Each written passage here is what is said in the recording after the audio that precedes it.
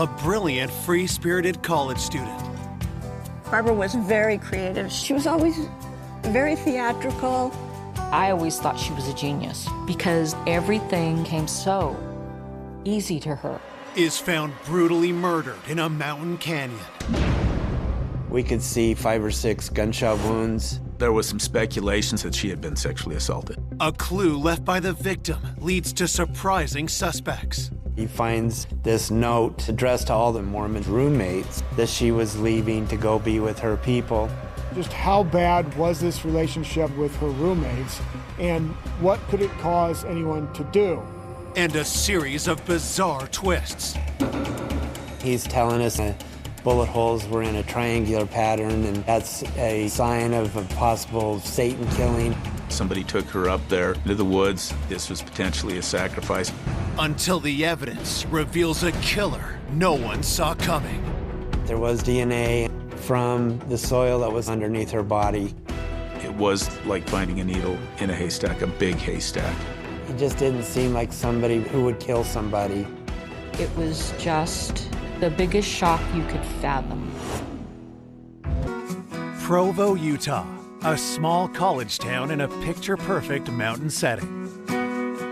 Provo sits in a county south of Salt Lake. It's where the Brigham Young University campus is at. It's a very safe community. During the 1970s, Provo was definitely a place that was very low on crime, and you didn't have to worry about locking your doors at night. That innocence is lost on a cold March afternoon in 1974, when a grisly discovery in a nearby canyon sends shockwaves through the community. On March 11th, 1974, the Salt Lake County Sheriff's Office received a telephone call from a power company worker who started walking up from the power plant. And as he was cutting through some brush, he came across a white female with gunshot wounds to her back. The crime scene is essentially a couple miles up what we call Big Cottonwood Canyon. Investigators race to the canyon where the utility worker leads them to the body. We could see 5 or 6 gunshot wounds. All of them looked to be in her back or in her arm. The shot placements looked like execution-type shots, and it looked like she had been there for a few hours at least. With the way that her body was positioned, we felt like sexual assault was part of this crime scene. Her arms were tucked up underneath her. That told us that she was in pain, that she was fearful of what was happening to her. We're looking for things like drag marks, but the ground around the body was not disturbed. It looks like where she was is where she was killed. Detectives are struck by an unusual detail. Her clothes were folded neatly and piled towards the top of her head. We suspected that the victim was probably trying to buy some time. As she was being told to undress, she was stacking her clothes in this neat pile.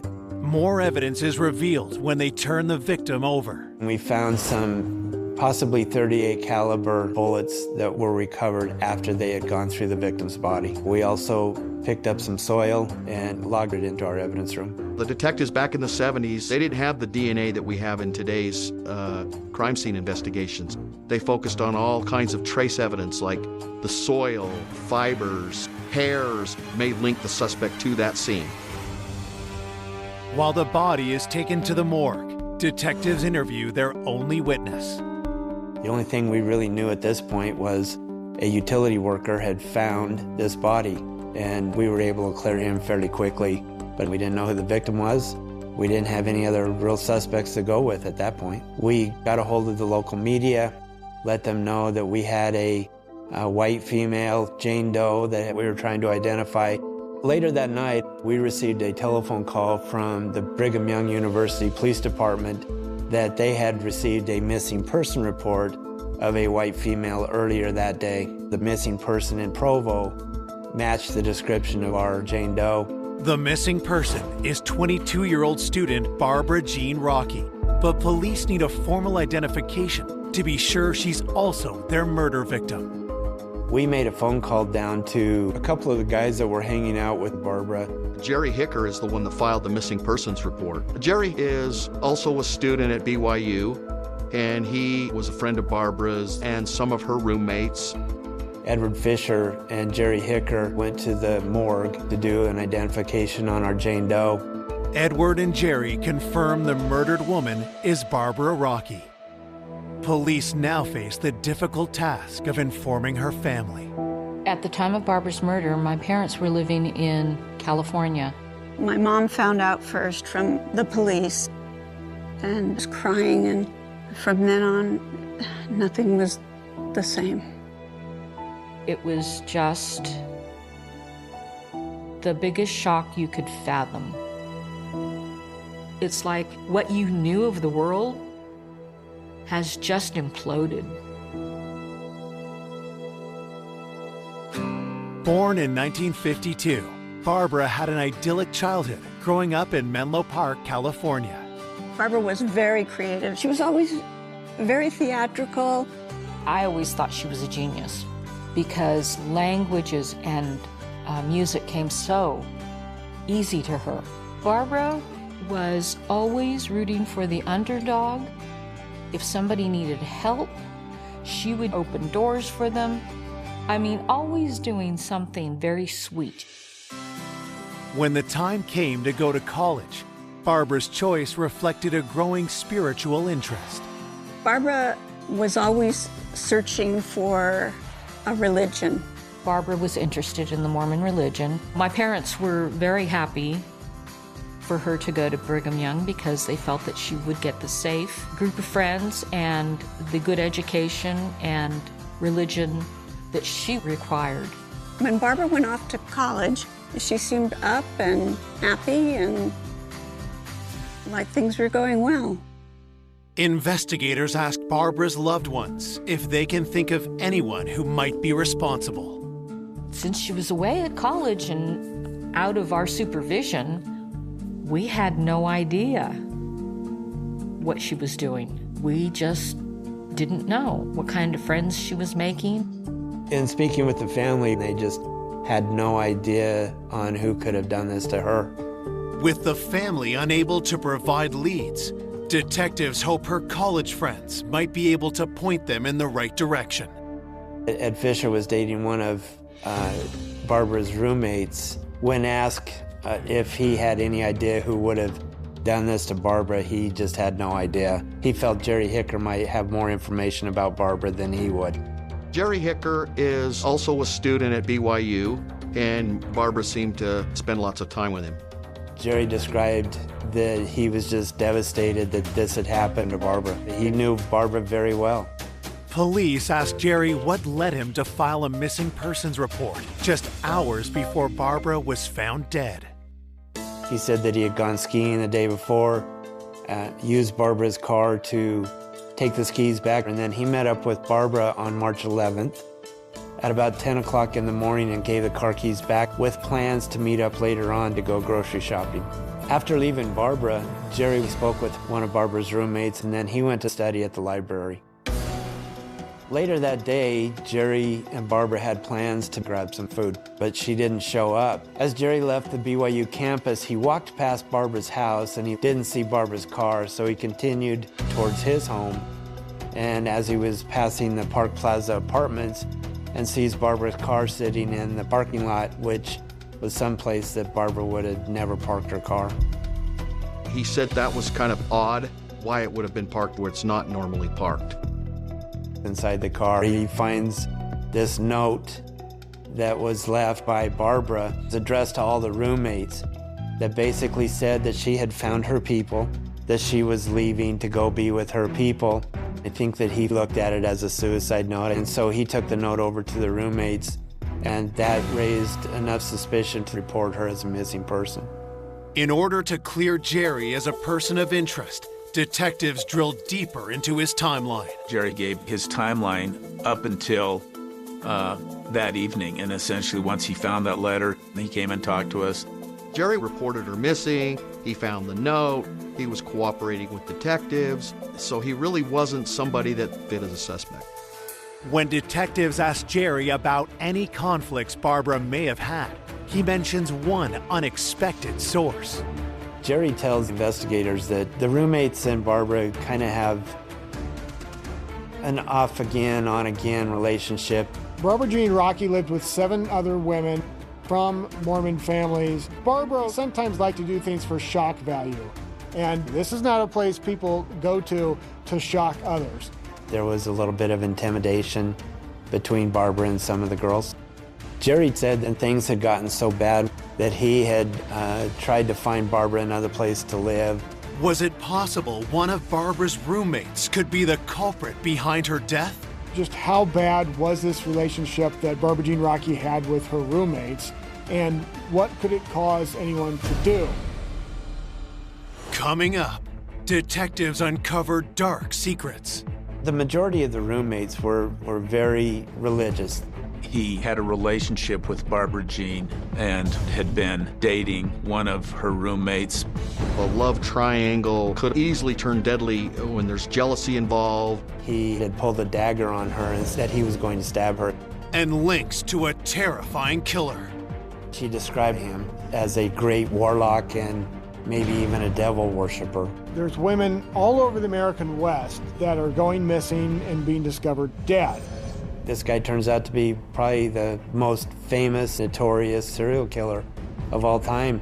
Until the evidence reveals the horrific truth. He was not who we suspected, and so to learn that he was responsible for killing her was very surprising.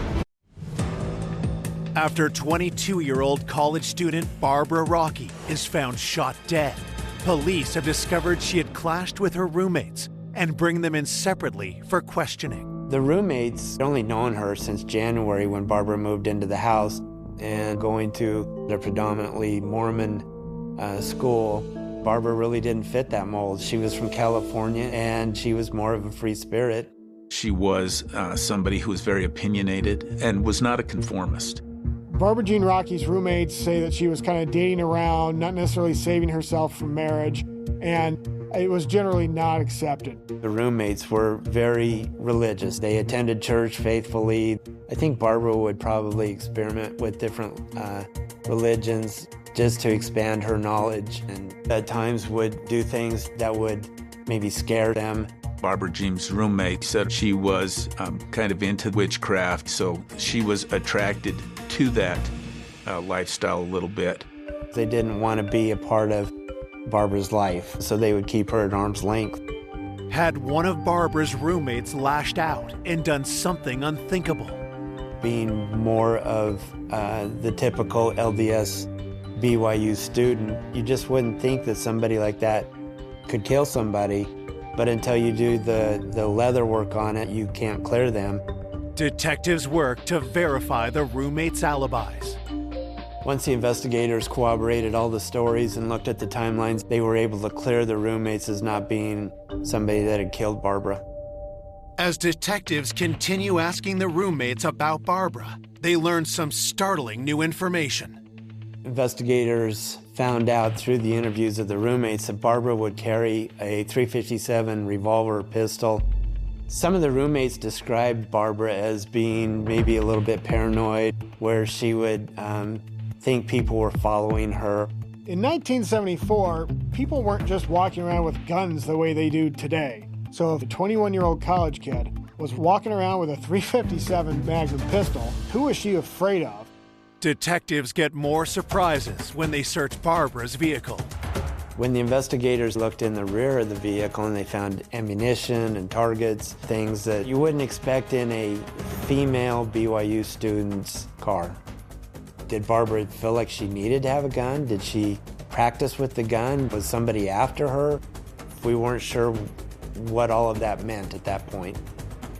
The car was fingerprinted, but there was just nothing of good forensic value that we could come up with at that time. With more questions than answers, detectives turn their attention back to the note Barbara's friend Jerry had found earlier in Barbara's car. They found a victim, shot multiple times, and then someone else finds this note in her car that says she's leaving to be with her people. And what's the purpose of this? The investigators were wondering if the note was even authored by Barbara, so they do some handwriting analysis on it and sent it out to have that done. While detectives await results, the autopsy report comes in. At that time, they came up with 6 bullet hole entrance wounds. The shot in the arm was probably the bullet that killed her because it went back into the chest and hit some vital organs. And the final wounds were when Barbara was turned over and on her stomach, and the entrance wounds were in her back. Being shot in the back is a good indicator that the person is known by the assailant. He doesn't want to see their face when he kills them. At the autopsy, the medical examiner took swabs of both her rectum and her vaginal area to try to preserve any evidence that might be there. The autopsy report indicated no definitive evidence that she had been sexually assaulted. With the autopsy offering no new leads, investigators turned their focus to any romantic relationships Barbara may have had. They were talking with the roommates more about other men that may be in Barbara's life, and they came up with a guy named Richard.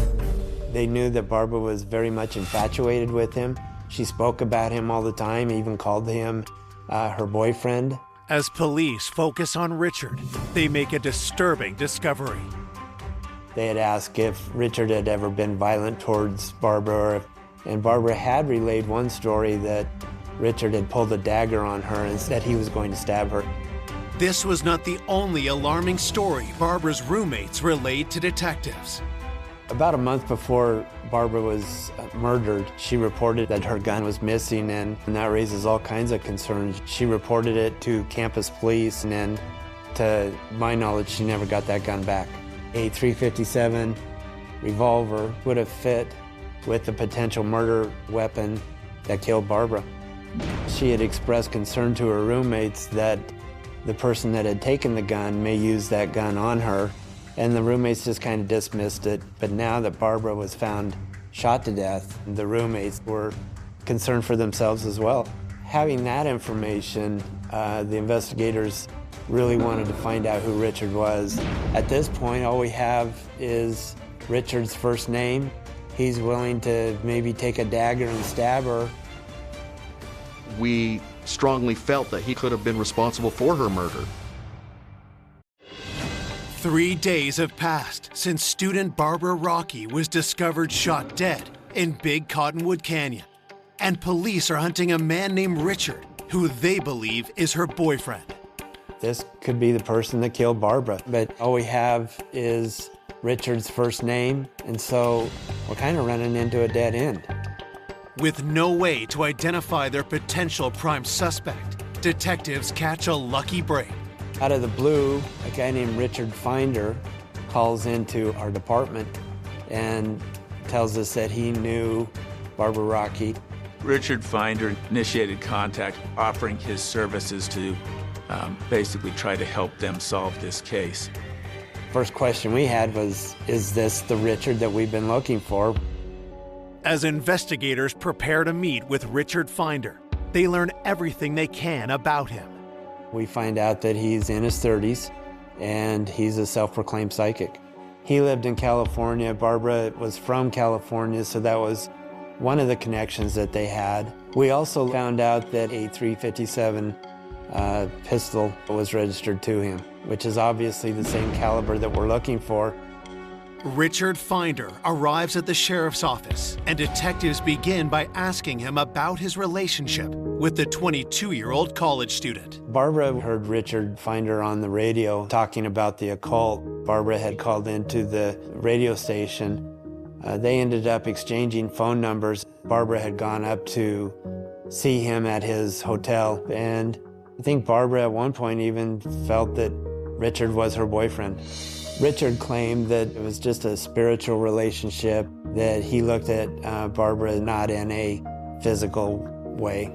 Under further questioning, Richard mentions something that gets the detectives' attention.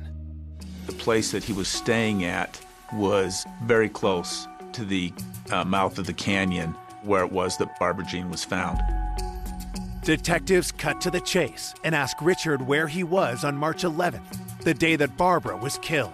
He tells them that he was in Salt Lake at the time of the murder. He said that he had gotten up and had some breakfast, and then he went over and helped a friend do some construction work on a house all day long, and then he went back home and went to sleep on the couch.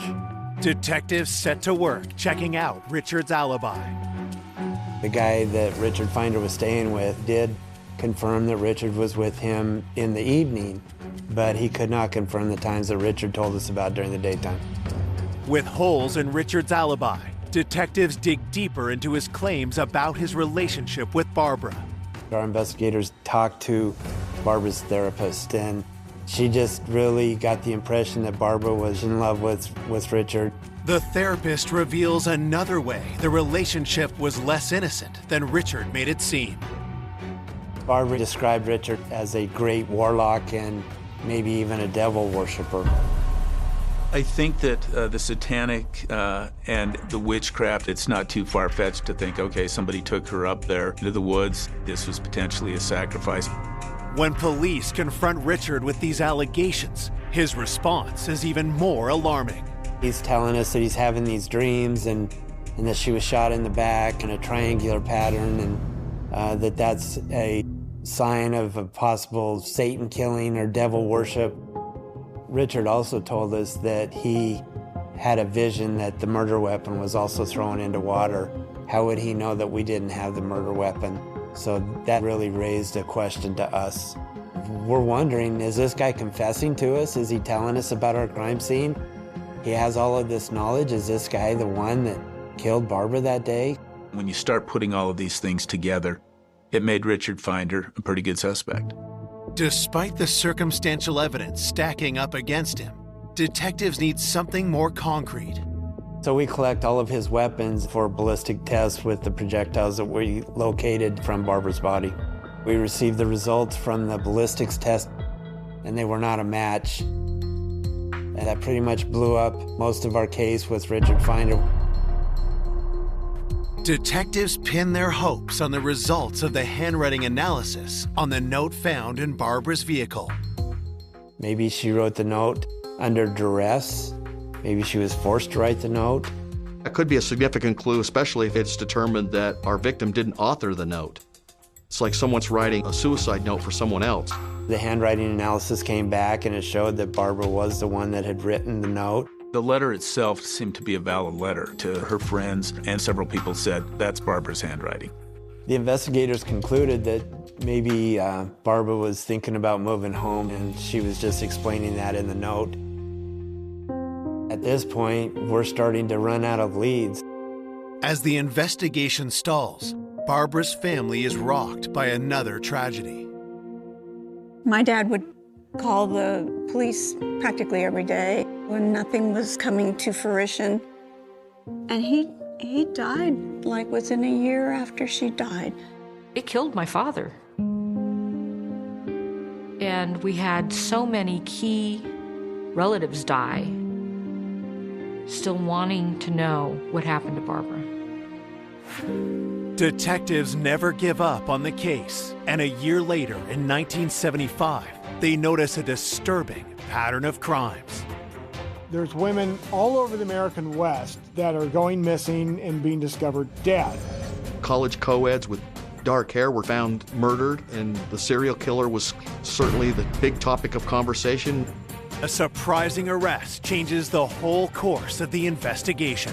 In 1975, a Utah State trooper makes an arrest west of Salt Lake City. The suspect was arrested for a kidnapping case, and some of the evidence in the vehicle definitely could have had something to do with Barbara's murder as well. The driver's name is Ted Bundy. This guy turns out to be probably the most famous, notorious serial killer of all time. Is he the one that killed Barbara? A year and a half after the murder of Barbara Rockey, the investigation is sparked back into life by the arrest of notorious serial killer Ted Bundy. More and more that police start investigating Ted Bundy, the more connections they find to missing and murdered women all over the country. In 1974, Ted Bundy was also in the Utah area, going to school at the University of Utah. Barbara Jean fit Ted Bundy's profile. She was a college student, she was a brunette, and she was the age that Ted Bundy seemed to target. Ted Bundy had a reputation of being a very charming man. You know, he was a good-looking guy and was kind of a smooth talker. Ted Bundy would act like he was hurt and ask for some assistance from a female, and that would have fit right with the personality of Barbara. She would have helped Ted Bundy if he had approached her. With Barbara fitting the profile of Bundy's victims, detectives connect with the FBI. The investigators were able to get a hold of a timeline that the FBI had prepared, find out what his whereabouts were on March 11, 1974. When the investigators looked at Ted Bundy's timeline, they found that he had an ironclad alibi for that day because he was in Washington committing another murder. With Bundy cleared, the Barbara Rockey investigation grinds to a halt. The investigators had done everything forensically that they could. They had done all the interviews that they could. They had looked at all the suspects that they could, and the case just went cold. Once the case was cold, we pretty much accepted that it was not going to be solved. When a case goes cold, it definitely affects the family every bit as much, if not more, than the investigator. They just want someone to be held accountable for their daughter's death. The case lies unsolved for 30 years, while Barbara's family yearns for answers. The hope and the drive to crack this case someday was powered by losing so many family members that were enraged and wanted justice. So we had nothing to lose by trying. In 2005, Barbara's loved ones make one last push for justice. I asked Mom, I said, "Do you want me to try to open this?" And she said yes, because I need to know before I die. I was a fairly new homicide detective, and my phone rang, and it was one of the family members saying, "Hey, my sister was killed back in 1974. Our mom's getting up in years, and she'd really like to know who killed her daughter." The family would expect us to just do what needs to be done to solve their case, and you can't put a price tag on this level of justice.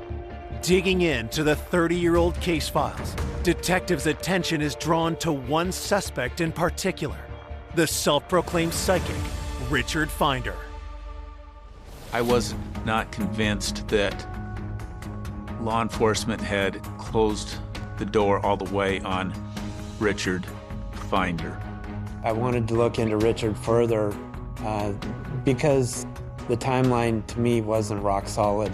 And I wanted to try to look more into the forensic end of it. DNA and the ballistic stuff has come a long ways since 1974. As I'm looking through each piece of evidence, I'm trying to figure out if that would have any forensic benefit to having tested. While evidence from the original crime scene is sent to the crime lab, investigators dig deeper into Richard's version of events. As I started looking at Richard's alibi, I spoke with some of the same people that the investigators had spoke with previously. As we reinvestigated and re-interviewed these people, information that wasn't known back then was revealed. What I learned was that Richard had been dating and seeing a friend of Barbara's, Janelle. But then Barbara also found that Janelle was getting closer to Richard Finder than Barbara was, and there was some animosity from what I understand regarding that. I learned that sometime very close to the murder, Richard had left town with Janelle Bach, and Richard and Janelle became boyfriend and girlfriend, and that was kind of a blow to Barbara. That really kind of stuck out to me. Janelle came back to Salt Lake for 3 or 4 days around the time of the homicide with Richard Finder, and they were staying at a house just west of the mouth of the canyon where Barbara was found. Had Barbara confronted Richard about Janelle only for the encounter to turn fatal? Because of this relationship between Janelle and Barbara, and because Richard Finder supposedly had guns, and then because of his witchcraft and the possibility of human sacrifice, Richard Finder was up there on the list as a potential suspect. Investigators try to bring Richard in for another interview. Unfortunately, we found that Richard Finder had passed away. So really the only avenue I had was to go talk with Janelle. Was Janelle the only living person who knew what really happened to Barbara? I didn't see any information in the case file where Janelle Bach had really given a good interview about Richard Finder, and so that was the place that I wanted to start. Barbara was upset that Janelle had essentially taken Richard Finder. So when they came back, there's this potential triangle and some jealousy. It placed some suspicion on Janelle. Anytime an investigation reveals some sort of a love triangle, that can easily turn deadly when there's jealousy involved, and all of a sudden, the whole thing shifts from one guy to the person that's least suspected. 3 decades after Barbara Rockey was found murdered in a Utah canyon, cold case detectives want to speak to Barbara's former roommate, Janelle, who had been dating Richard Finder, the psychic Barbara had fallen in love with. Janelle was looked at because of this triangle and this dispute, and Richard Finder was aware that there was this jealousy. Detectives want to know if either Richard or Janelle had the opportunity to kill Barbara.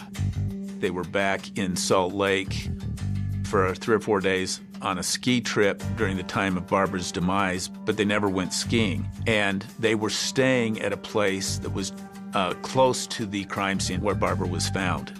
Janelle was able to give me a timeline that she was with Richard that day, and the hours that she wasn't coincided with the times from the initial investigation. It was confirmed with others that she was very sick when she came up here. She didn't even leave the house, and she was being taken care of by Richard Finder during the time of the homicide and was not in that area. Janelle Bach was able to give me enough information to make me feel that he definitely was not the killer of Barbara, and she was not a suspect any longer.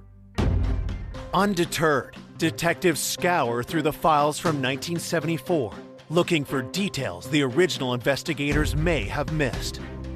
As I was going through the case file, Jerry Hicker's name kept popping up. So Jerry's early role in the case was he was one of the last people to allegedly have seen Barbara Jean at about 10 o'clock in the morning.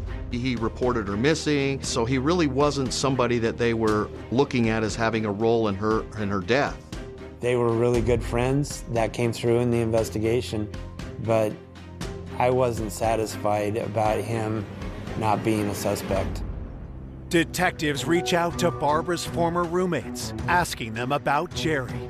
Some of the roommates told me that, Jerry just didn't have a lot of friends, and Barbara was accepting of everybody. And Jerry just kind of latched on to Barbara, and I think Jerry had more romantic feelings for Barbara than Barbara did for him. I think that the roommates kind of looked at Jerry as basically kind of a stray pet that people were taking care of. He just didn't seem like somebody who would kill somebody.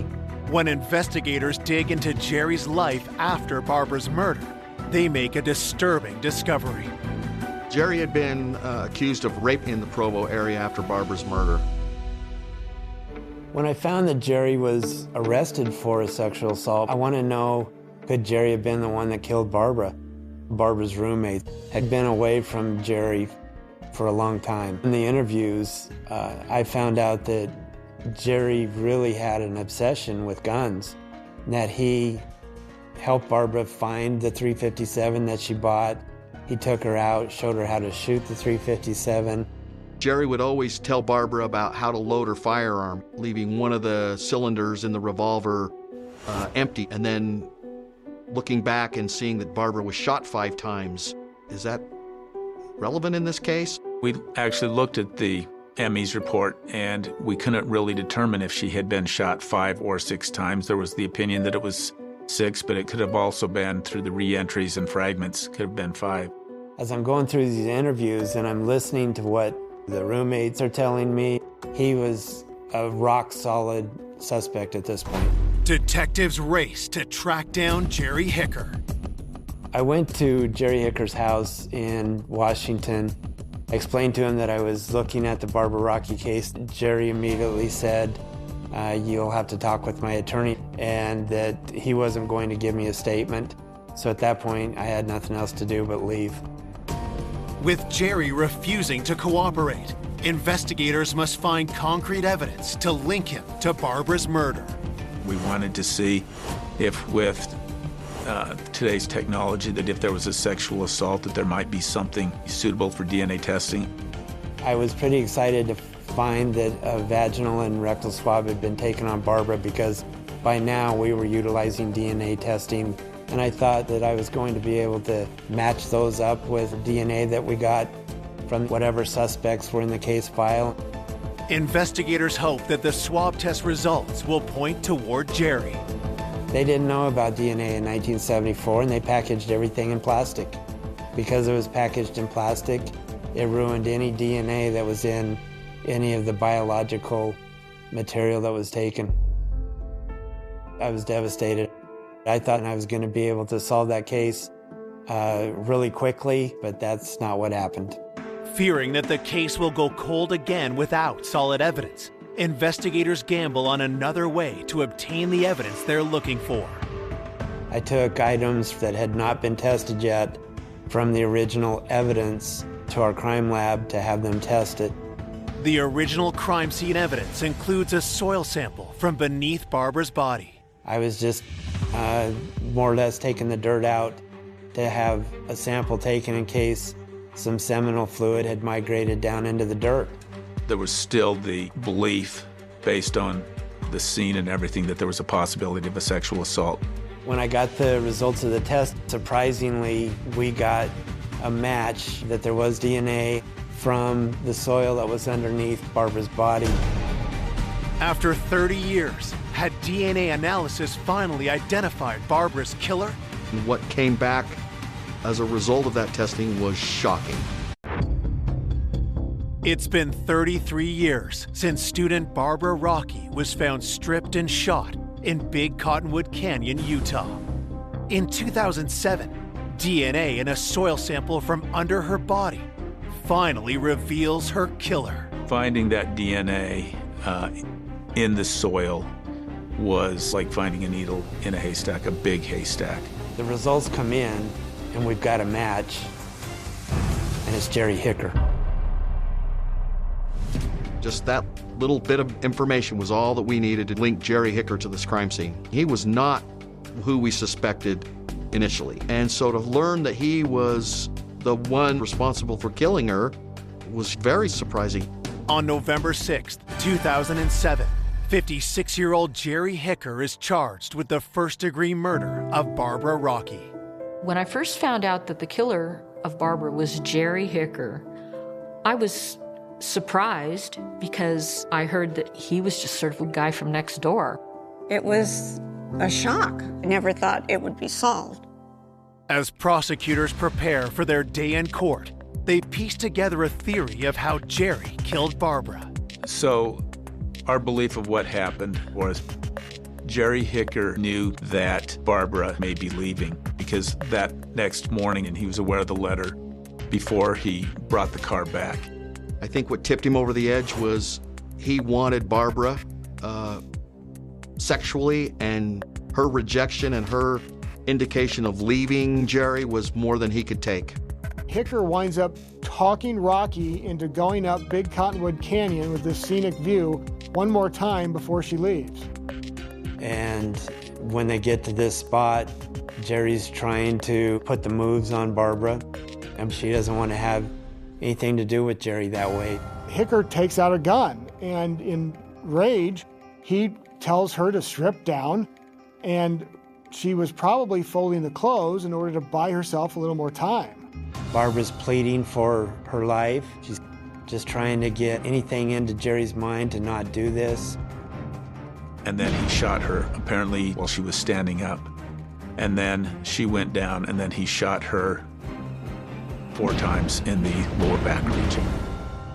After the murder, Jerry tried to cover his tracks. Jerry has to drive back to campus.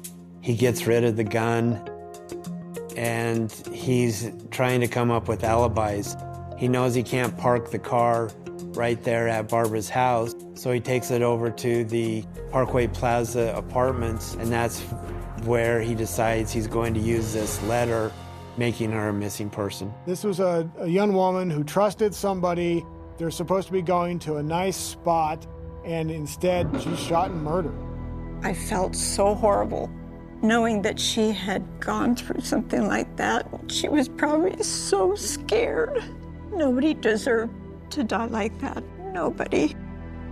I believe that Jerry was being a concerned, loving friend, and that may have put some thoughts in the investigator's mind that there's just no way Jerry could have done this.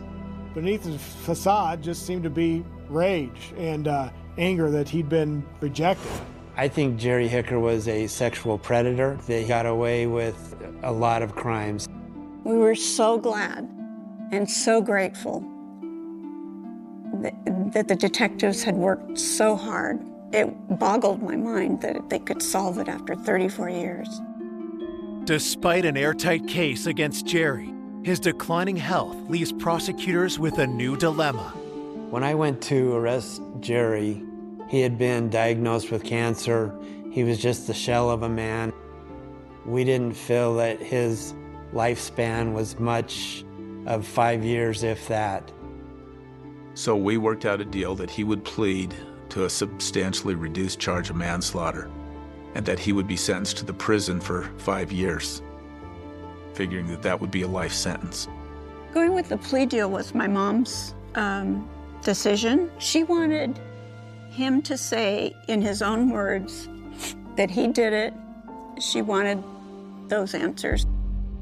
Jerry Hicker serves 3 years in Utah State Prison, and in 2014, 5 years after pleading guilty, he dies of cancer.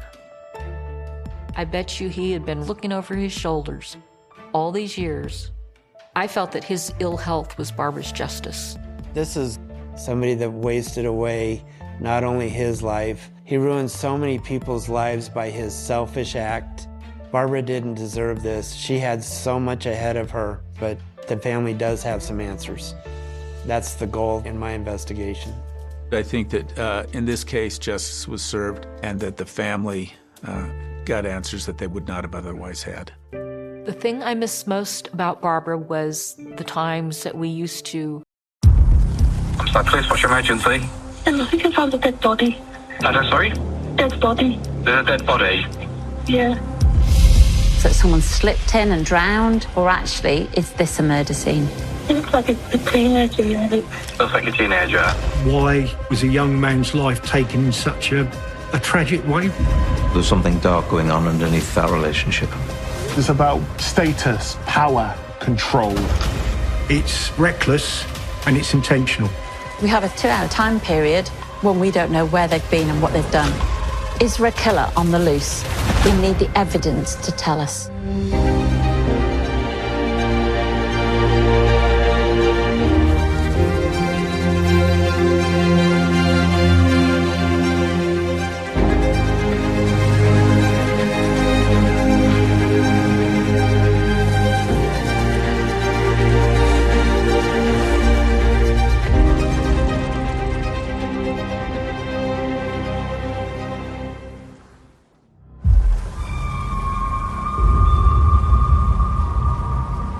A dog walker going along the banks of the River Hull spotted something which looked to them suspicious. Can you tell if it's a male or a female? Male, I think. When they took a closer look, they could see that it was the body just on the edge of the riverbank. And you say you've actually touched him and there was no response? I took him in my foot. It's obviously a young person, probably aged between 16 and 20. There's no chance that he's asleep or anything, there's no breathing or anything like that I could see. No. Police cordon off a stretch of the River Hull. It's not yet clear how the teenager died. The body isn't fully submerged, the head is slightly, but the majority of the body is just lying on the riverbank. Supposed to a passerby, it may have appeared as if this is somebody who had got into difficulties in the river itself. No obvious signs of murder. No visible signs of a struggle or stab wounds or anything like that. A whole number of options come to mind, but you must go with what the forensics tell you. You always have to treat any scene where a body is as a suspicious scene. Is the death natural causes? Is it suicide? Has someone fallen in the river? Have they been drunk and fallen in? Or is it murder? The role of a crime scene manager is to rule out the different hypotheses. A pathologist is called to the scene. The first thing to do is identify the body. Often, once you know the identity of a body, the rest of it falls into place. CSIs search the cordon, but find no personal belongings. The main way that we can identify someone quite quickly is on fingerprints. If someone's known on police record, you only need a small bit of fingerprint to be able to identify who they are. The teenager's fingerprints are sent off to be run through the database, while police check missing persons reports and call on nearby homes. There's quite a large housing estate on one side of the riverbank. Your job, as well as to investigate and bring closure for the loved ones, is also to, if you like, reassure the public. Just hours after finding the man, the fingerprints hit a match. He's identified as Connor Lyons. He was 17, but probably looked about 15 or 16. He's extremely a popular young lad. He was a local boy, a local teenager, really at the cusp of adulthood. He was just about to make those big moves, leaving school, starting work. We knew that there would have been a lot of interest in the area from that community because it wasn't really clear how he was there, why he was there. He's on the fingerprint register, so he's got a criminal conviction. But the criminal conviction is for low-level social crime, so nothing earth-shattering. He's not a career criminal. He's just a young lad that's probably lost his way a little bit. He'd turned a bit of a corner and was more focused on what he wanted to do.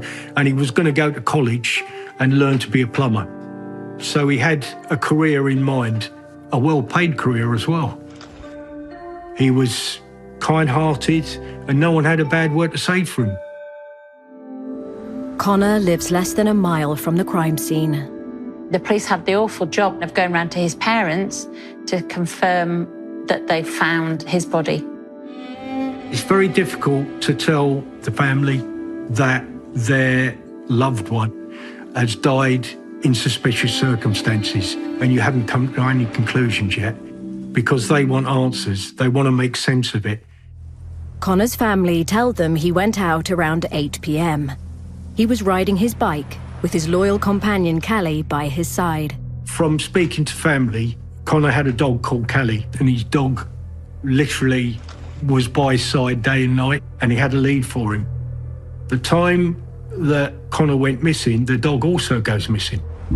Callie was found alone later that night, hungry and nervous, helping narrow down Connor's final movements. CSIs at the river look for clues as to what has happened. The victim, Connor, was missing a gold bracelet, bike, and his mobile phone. There was a gold bracelet that had been bought for him as a present. It did raise a suspicion as to whether or not there had been some form of foul play. The fact that these are missing then tends to point towards, was this a robbery? Amid the uncertainty, speculation is rife. This would have caused a ripple effect within the community. Hearing the news of a young person known well within the community, knowing the family within the community, people start talking and people start coming up with their own theories and their own conclusions to what was going on in that situation. There'll be all sorts of stuff on the rumour mill. It's a two-way street. The public want to know what's going on, but equally the police want to harvest any information or intelligence there is that might help their inquiry.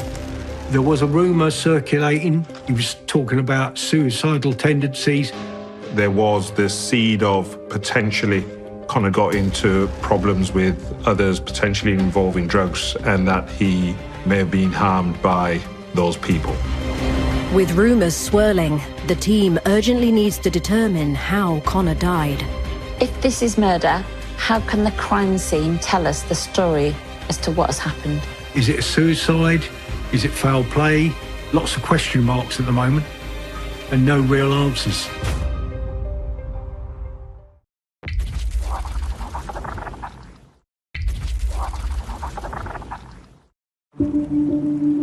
The body of 17-year-old aspiring plumber Connor Lyons has been found on the banks of the River Hull. The reaction in the newsroom was obviously one of sympathy for the people involved, but also you switch into a professional gear. It's a big news story with a lot of interest in the area because he formed part of the community where, sadly, he died. Questions being asked were, how on earth did it happen? Why did it happen? And really, is it a safe place for my children to go? But after finding no obvious injuries, forensics still need to determine how he died and if anyone else is involved. Until you've had a post-mortem examination on the body, you don't really know what you're looking for. You have to set your parameters quite large. There's a lot of mud around. I would expect that the suspects would be covered in mud, or at least have mud on their lower clothing, their footwear, and their bottoms of their trousers. Soil samples are a really important sample to take from these kind of crime scenes because they may link back to an offender. If you find a pair of shoes or clothing with soil on them, you can match that. Soil can be really distinctive to a particular area. The soil samples will be taken from multiple areas around where the body's been found. You're not looking at a really deep soil sample because if there's any transfer of material, it's going to be the top surface. They also focus on finding Connor's missing phone, bike, and a gold bracelet he was wearing.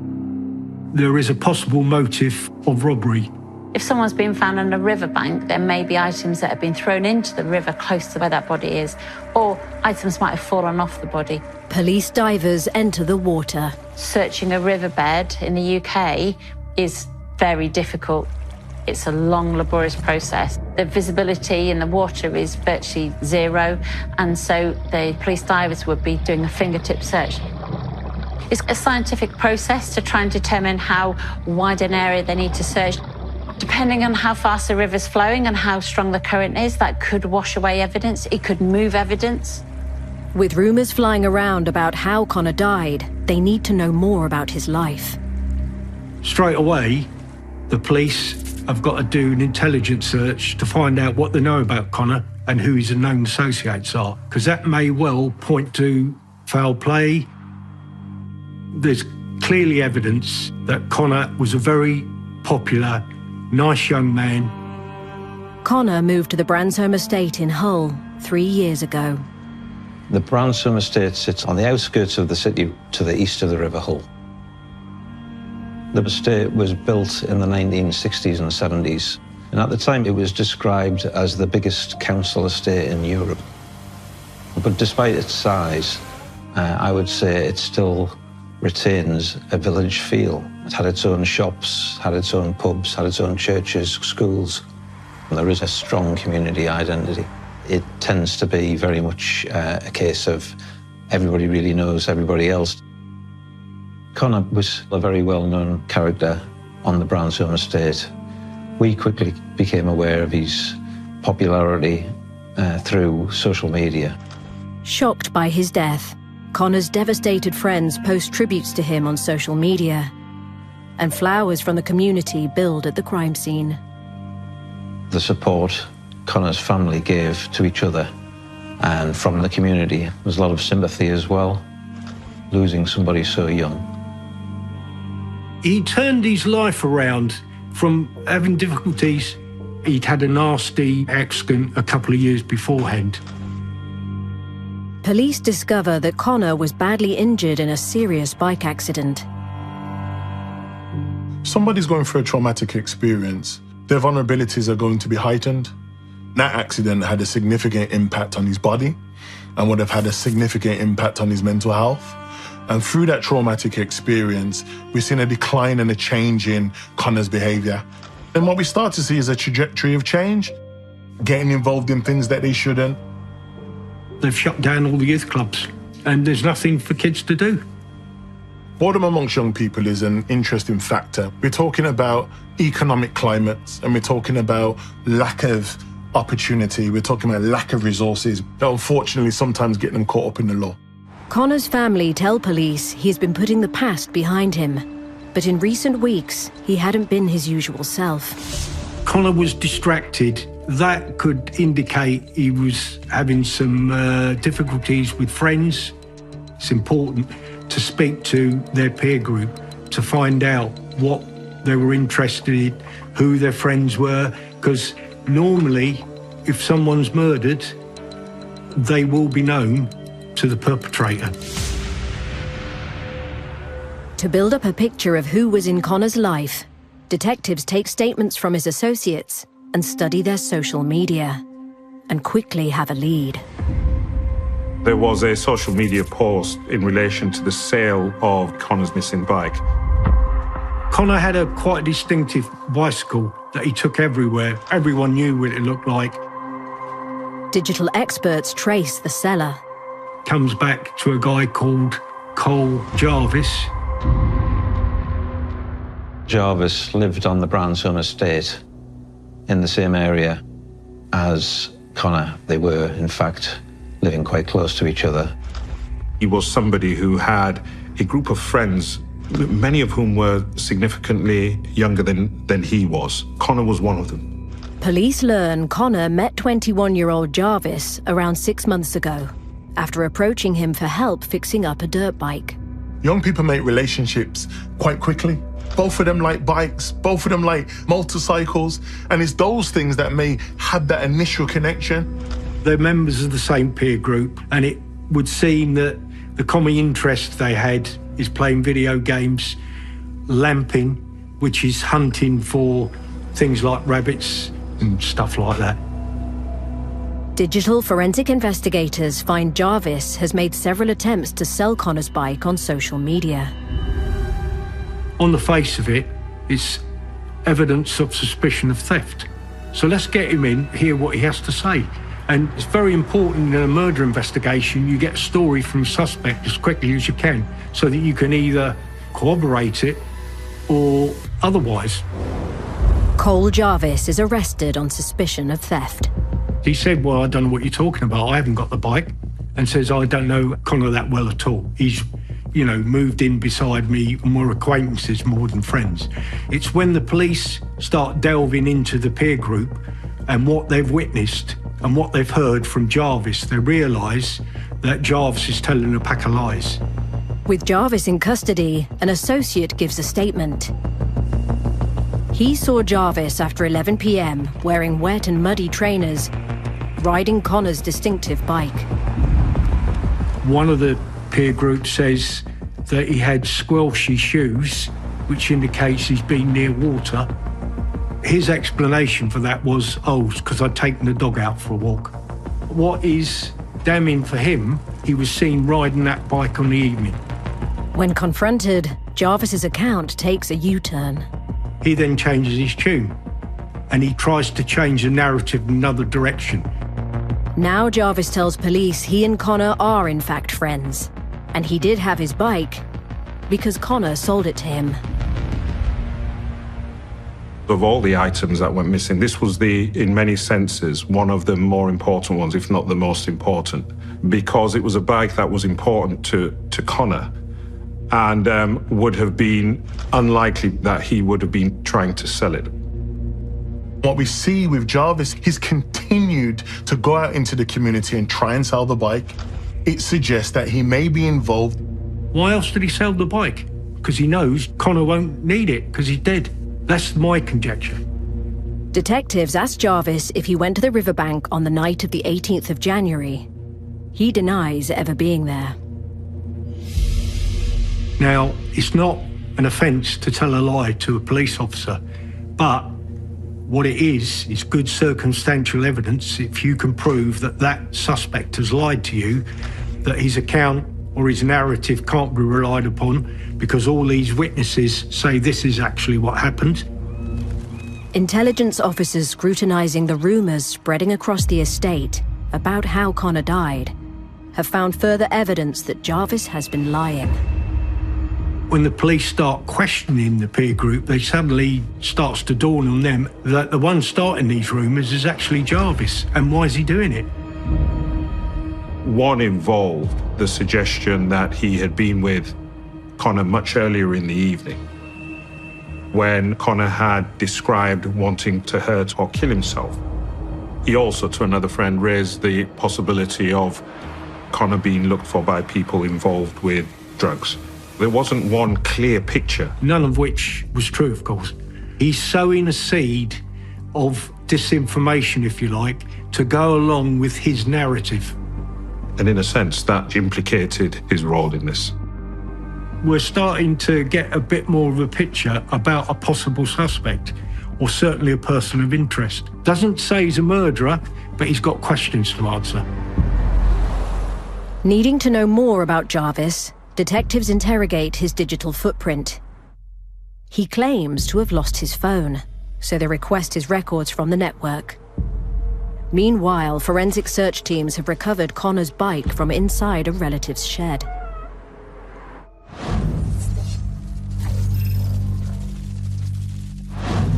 The problem with a bike is that it's free for other people to touch and handle. Jarvis was actually known to the victim.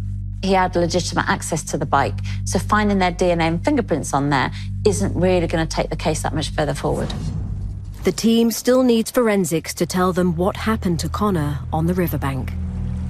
You have to prove the cause of death, and the only person that can say that person died as a direct result of that action is a pathologist. They're the forensic experts. The day after Connor was found, the results are in. The cause of death wasn't straightforward.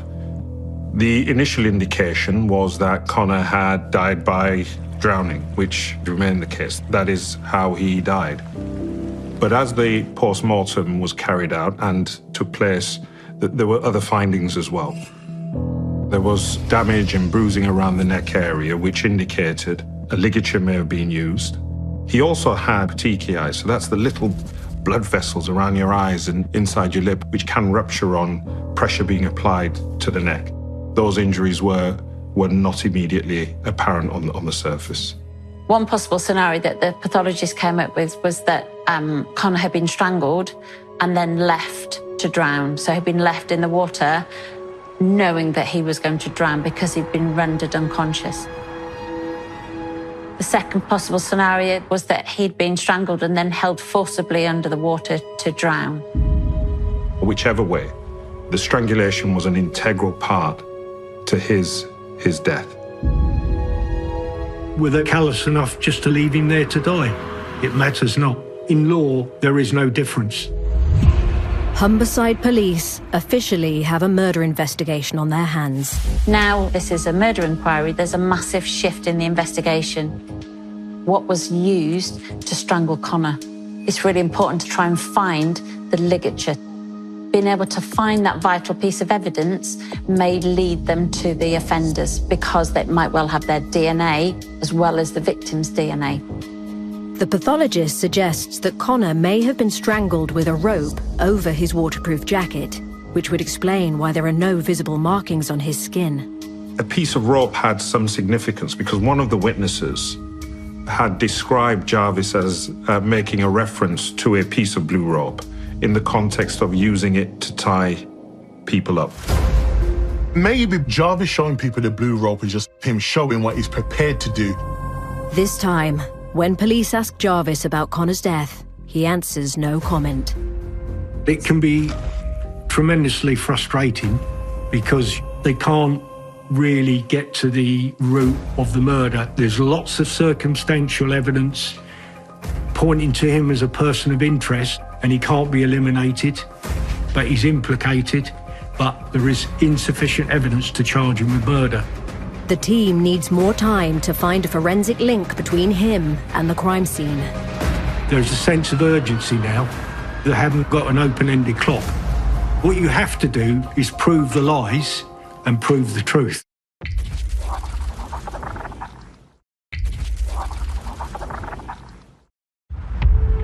Police in Humberside are running out of time to question 21-year-old Cole Jarvis about the murder of his friend, 17-year-old Connor Lyons. A post-mortem has found that Connor was strangled before drowning in the River Hull, and circumstantial evidence points to Jarvis as his killer. But the team still needs a direct forensic link between him and the crime scene. There's loads of circumstantial evidence, but there's nothing to put both of them at the murder scene. There's very little evidence at that crime scene. So you have to then look at further types of evidence. So digital evidence, CCTV evidence. The clock is ticking all this time. You've got to be resilient. You've got to keep pushing away. Hull Magistrates Court grants the team a 36-hour custody extension. Using CCTV and phone data, police track Connor and Jarvis's movements. The pathologist determines Connor lay dead for several hours before he was discovered. Time of death is crucial for forming the parameters of harvesting CCTV. So instead of doing a wide sweep, almost a fishing expedition, you've got time parameters that you can go to. Unfortunately, there's no CCTV of the actual murder scene, but you can look at when was the suspect and the victim last seen, were they seen together. After leaving home, Connor meets up with Jarvis and they're seen out on the estate together. At around 8 p.m, CCTV captures two figures walking towards the crime scene. The closest point to the river from the estate is only a 5-10 minute walk. You were able to see a dog there which matched by description Connor's dog. It was not possible from the footage itself to necessarily make very clear identifications. A lot of time was spent analysing different pieces of CCTV footage to piece them together. You were able to see parts of the clothing which police were able to match up with some of the clothing that we know either Connor or Jarvis were wearing on the night. The figure that was identified was wearing like a green Parker-style jacket, but they had very distinctive trainers, which covered reflective area that the CCTV picks up. When you put them all together, you can start to say, well, this must be Connor, this must be Jarvis. In this case, it indicates Connor would have gone there of his own volition, and we know that Connor and some of his friends were into lamping, which is basically hunting wildlife at night.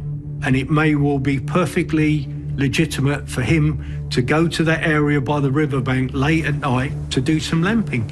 And I suggest that's how he was lured to that area. Officers continue to track the men on CCTV. Meanwhile, digital experts analysing phone data have discovered that Jarvis has been telling more lies about his friendship with Connor. The data indicated that there were quite abusive text messages, that the relationship was deteriorating. The relationship between Connor and Jarvis was a volatile one, which was capable of erupting into violence at times. The overall picture we had was that Jarvis appeared on the evidence to be the dominant person within that dynamic.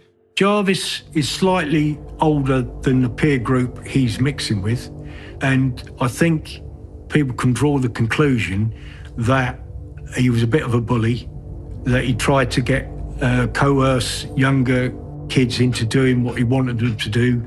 My conjecture would be that he mixed with younger boys because he liked to be in control. He liked to be the boss, if you like. He's going to have a little bit more knowledge as opposed to those young people that he may engage in. So it's almost like currency. Status, hierarchy, and control play a role in friendships. In every group and in every friendship group, there is going to be individuals that want to take lead, that want to be drivers. Jarvis being the leader of the pack in that type of environment, it would have definitely stroked his ego. Where Connor was slightly different is that he was an individual with a strong personality, and we know of loads of incidents where they clashed. The team needs to find out if one of their fights turned fatal, and why. Shortly after 8 p.m, the figures are captured again on CCTV crossing John Newton Way, heading towards the River Hull, before they disappear from view. At 10:20 p.m, only one figure reappears. Connor is not in that CCTV. There's a gap of 2 hours, which is consistent with what the pathologist says at the time of death. You can conclude that Connor's either dead or dying by the side of the river. Detectives are convinced the grainy figure on CCTV is Jarvis fleeing the crime scene. He's seen heading back towards his home, but they still need further proof it's him. With the custody clock running out, a new key witness comes forward with incriminating evidence, just in time. There was an eyewitness who was driving along Thomas Clarkson Way on his way to work at around 10:20. He's driven past. He's seen this person with a dog. The area off Thomas Clarkson Way towards the river is pretty much open countryside, woodland, if you like. No CCTV, no street lighting. Large areas that isn't covered by any lighting at all. It's quite a desolate spot. There isn't any reason, good reason perhaps, to be in that area on foot at that time of night. He was able to give a description of a man wearing broadly similar clothing which was worn by Jarvis that night and was with a dog that matched the description of Connor's. The eyewitness was able to pick out Jarvis on an identification parade, albeit he could not be sure. It fits the next sighting of the defendant on CCTV heading back towards his home area, only minutes from that sighting. It was one of the most remarkable pieces of evidence in the sense of, I've no idea how he remembered seeing this person and the timing. It was quite extraordinary. Investigators cross-reference the CCTV and eyewitness testimony with Jarvis's phone data. At various stages on the CCTV footage, you could see that the person was using the telephone. When they match the data, he's trying to sell the bicycle on the mobile phone. Now, that's very callous. Humberside police arrest Cole Jarvis on suspicion of Connor's murder. A warrant is secured to search his home and related addresses. There's certain things in an investigation that you would want to look for. In this case, you'd be definitely looking for any muddy clothing, any muddy shoes, because potentially you can tie that muddy clothing up to the riverbank where Connor was last seen alive.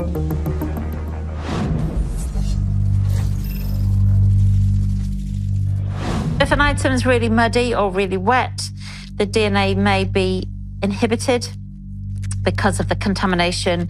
The bacteria may be from the mud and also from the wet. Say if it's been in water, a river or something. These shoes are quite heavily mud stained.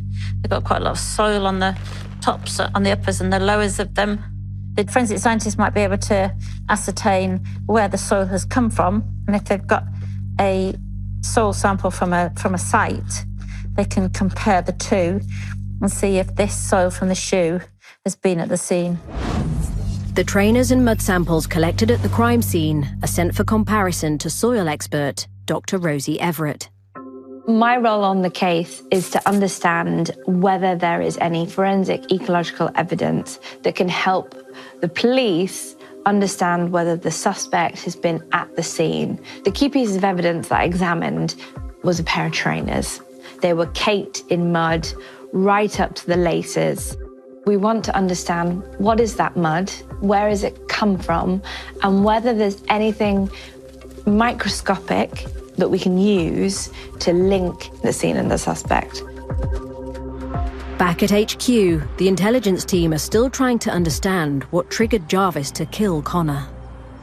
When you looked at the relationship between them and looked at the communications between them, what it did show is a volatile relationship where they were capable of issuing threats to each other, at times fighting like cat and dog.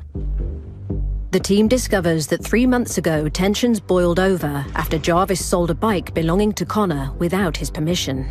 Connor confronts him and says, "Where's my money for my bike?" And Jarvis refuses to give it to him. So at that stage, I would suggest it's when it really starts to turn toxic, because he's basically stealing from Connor for whatever reason. There were messages in which it appeared Connor was making quite significant threats towards Jarvis. What was also apparent is that when you look at the messages, Jarvis had no fear of Connor. And you had messages from Jarvis to Connor saying, "Carry on testing me, you'll see what would happen." There were text messages where Jarvis says that Connor is a cheeky, gobby little rat. I think that maybe his power was challenged. I think that he felt that control he was losing because he's seen in Connor that he's an individual that didn't want to toe the line anymore. But when you have another individual that then stands out from the pack and says, "No, I don't like this. No, I'm not going to follow your instruction," and actually meet you at some point with conflict, it changes the whole dynamic. And then when it changes that whole dynamic, then someone like Jarvis now has to demonstrate authority, now has to demonstrate control. A witness tells police Jarvis showed them a video of him whacking Connor on the leg with a boat paddle, causing Connor to cry while he laughed. Jarvis was older and he was more well-developed. There would also be a physical imbalance. There is evidence that he's stolen from Connor in the past. There is evidence of Jarvis's propensity to use violence and to be forceful in forcing Connor to do what he wanted him to do. If you put it all together, it's starting to show Jarvis's propensity for violence, and the violence is against Connor, who's younger and weaker. It shows some intent. With the theft of Connor's bike the possible motive, searchers at Jarvis's home move into the garden. Clearly you're looking for a murder weapon. A piece of blue rope was recovered, secreted or hidden in a garden area. Intelligence has revealed that the offender's been boasting about using a rope to injure somebody. Is this the same rope?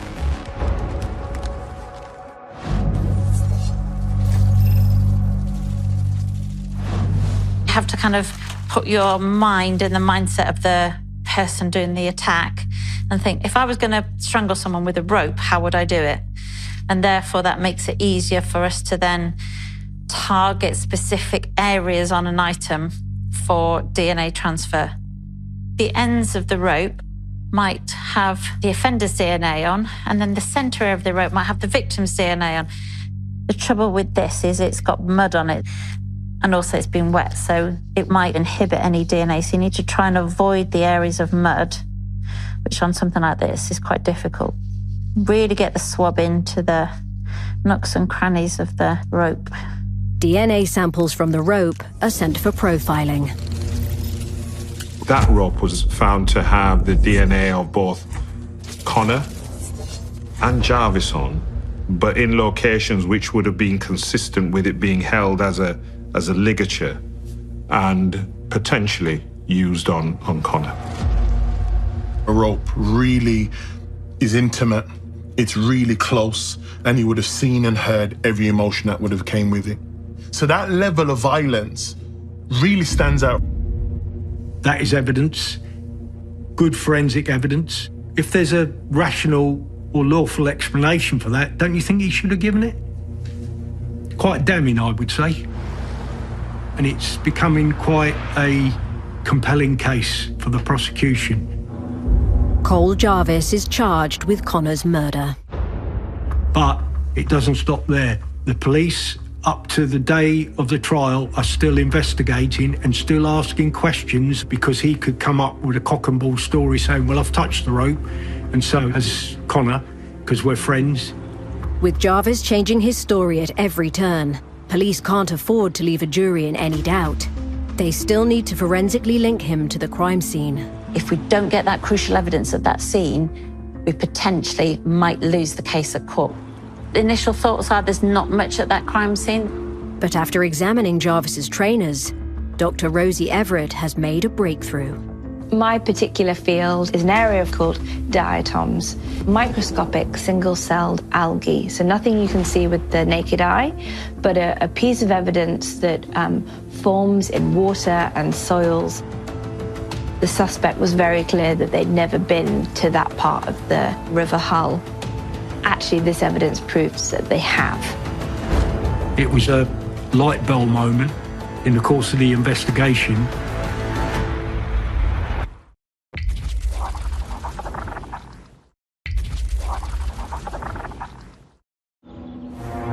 "21-year-old Cole Jarvis has been charged with murder. A rope recovered from his garden has returned a DNA match to 17-year-old Connor Lyons, consistent with the pathologist's findings that he was strangled before drowning in the River Hull. And now, microscopic forensic evidence has tied him to the crime scene. Part of the reason that diatoms have become such an interest as a forensic evidence type is that if they come in contact with clothing, they get into the fibres and they lodge themselves between your fibres. And it's the same with footwear as well. We can look at them down the microscope to identify them to species level based on their shape, based on their size, and based on the features that they have as part of their structure. Diatoms are unique to particular habitats. So there are diatoms that are specific to the sea, there are diatoms that are specific to different river types, and there are different diatoms that grow within soils. So we can use that information to build a picture of where they've come from. The River Hull is a really interesting environment from a diatom perspective. It's a big estuary system. So the fresh water runs into the Humber estuary, which then obviously runs out into the North Sea. And it's a huge tidal system. And it means that you have quite a distinct diatom population from all three of those environments. What we can do, if an item of clothing or footwear has those diatoms on them, then we can try and make a link between, for example, a suspect and a scene. Samples from Jarvis's trainers are compared to mud and water from the crime scene.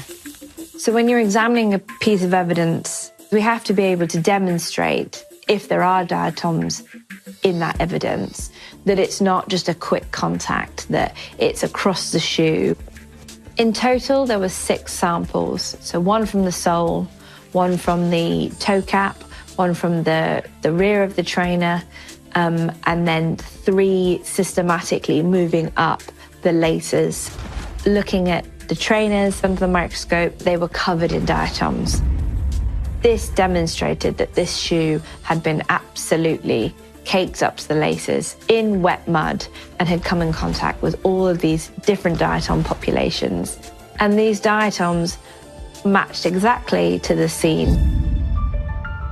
It's crucial because it directly points to Jarvis being at the murder scene, i.e. on the riverbank where Connor's body was found. It actually links him, the first bit of evidence actually links him physically to that riverbank. 8 months on from Connor's murder, Cole Jarvis's trial begins. The atmosphere in any case where somebody has died is always tense and intense. And the whole range of emotions, from anger to frustration to anxiety to worry to fear, floating around the courtroom. In a close-knit community like Bransholm, it's always very, very sad that a case like this can divide and split friendships. It does add to the pressure. And it's those emotions that are there we also have to try to shield the jury from, because emotion isn't part of their decision-making. In court, Jarvis showed a lack of remorse. He was straight-faced, just stared at the wall, was totally disinterested in the proceedings. He thought he was going to get away with it. Jarvis's defence claim he has nothing at all to do with Connor's murder. This case has got really good, compelling forensic evidence. You've got diatoms that have been found on the shoes and the clothing that was found in the river. You've got Connor's DNA on the rope. And also you've got CCTV that puts the victim with the offender at a certain time. All those 3 bits of compelling forensic evidence corroborate with each other. So you've got evidence that will link to other evidence to create a really compelling picture. The only people that know what actually happened on the riverbank is Connor, who's dead, and Jarvis, who's made no comment. Now, if he had an explanation, it would have been in his interest to give it, but he never did. After hearing the evidence for 3 weeks, it takes under 5 hours for the jury to come to a verdict. Jarvis is found guilty. When the guilty verdict was announced in court, there were gasps from the public gallery. There was also a lot of tears, and emotions were running high. And it spilled out after the court into words, shouts, screams between the two sides on the courtroom steps outside. Jarvis is sentenced to a minimum term of 21 years. The judge, in his summing up, alludes to the fact that he believed that Jarvis lured Connor to the riverbank, probably saying, let's go lamping, which was popular with them both. He's gone there, and the intention was to rob him of his gold bracelet and his bicycle. But ultimately, we don't know what was in Jarvis's mind because he's never told anybody. He was invited to, but he never did. He never gave evidence in his own defence. If he'd got away with this, I think he would have escalated his offending. When we think about toxic relationships in any form, people may ask the question, why does a person stay? But oftentimes there may have been elements where they did have, connection. There may have been elements within their relationship where they had a bit of a laugh. This is very sad. Connor was loved and respected by all. That's, replicated in the number of people that turned out at his funeral. There were hundreds of people there. Amid COVID restrictions, 300 vehicles drive in convoy in his honour.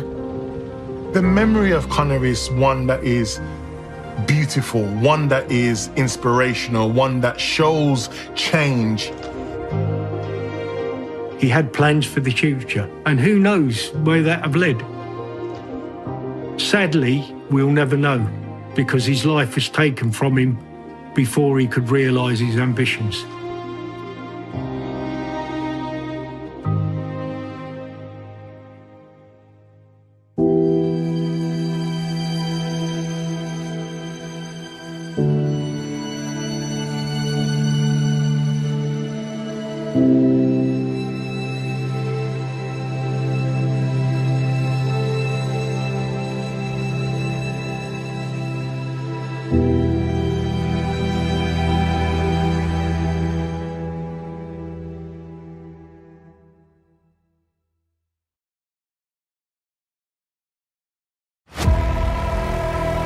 Homicide police, what's the emergency?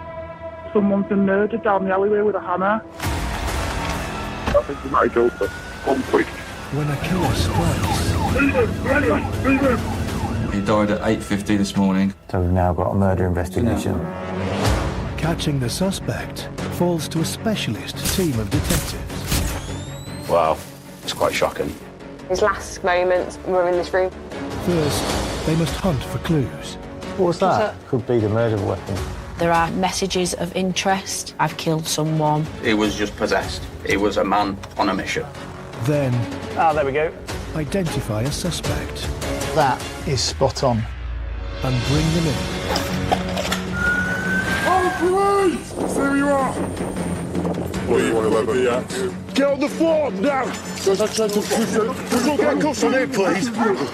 You're under arrest for murder. Okay? What?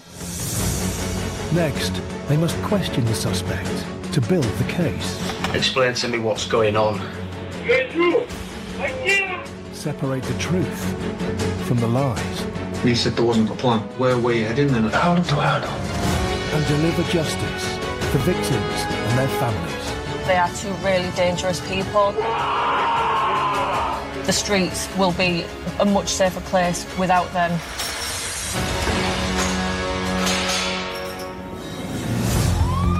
This time... Wow, it's quite shocking.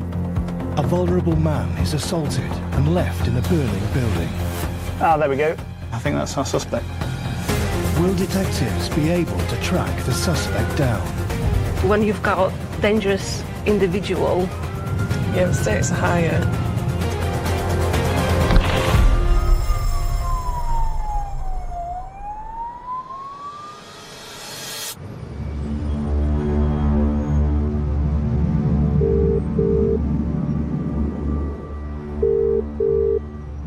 Fire Rescue Service for the emergency. Hello, I need a fire brigade. What is the problem? It's a fire in the building, and somebody's in there. Are they able to get out? No, I don't think so, no. We just get to the door. Yeah, we've torn out the window, but it's just, you know, the whole room is on fire. Right, okay, we're on the way. Police and fire crews have been called to a raging inferno at a flat in Hull. Officers arrive and discover a man has been pulled from the fire with life-threatening injuries. And it's just him. Where was he? In the back bedroom, where the window is that's been pushed out. Cheers. Is that 50-50. Okay. The scene said what it was caused by it. No. Just chaos, innit? Police officers automatically question passers-by.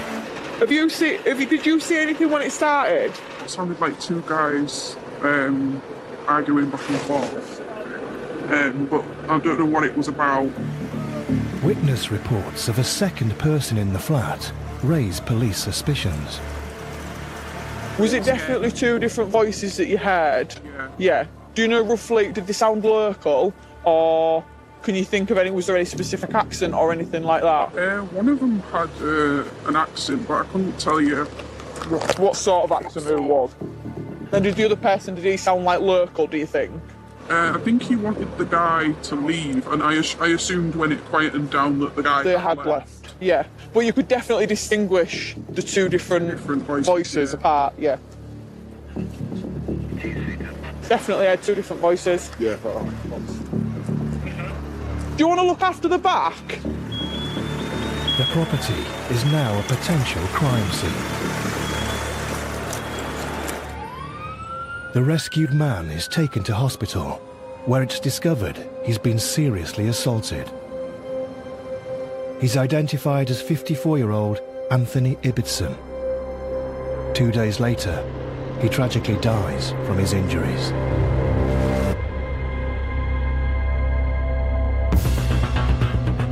The suspicious house fire is now a murder investigation.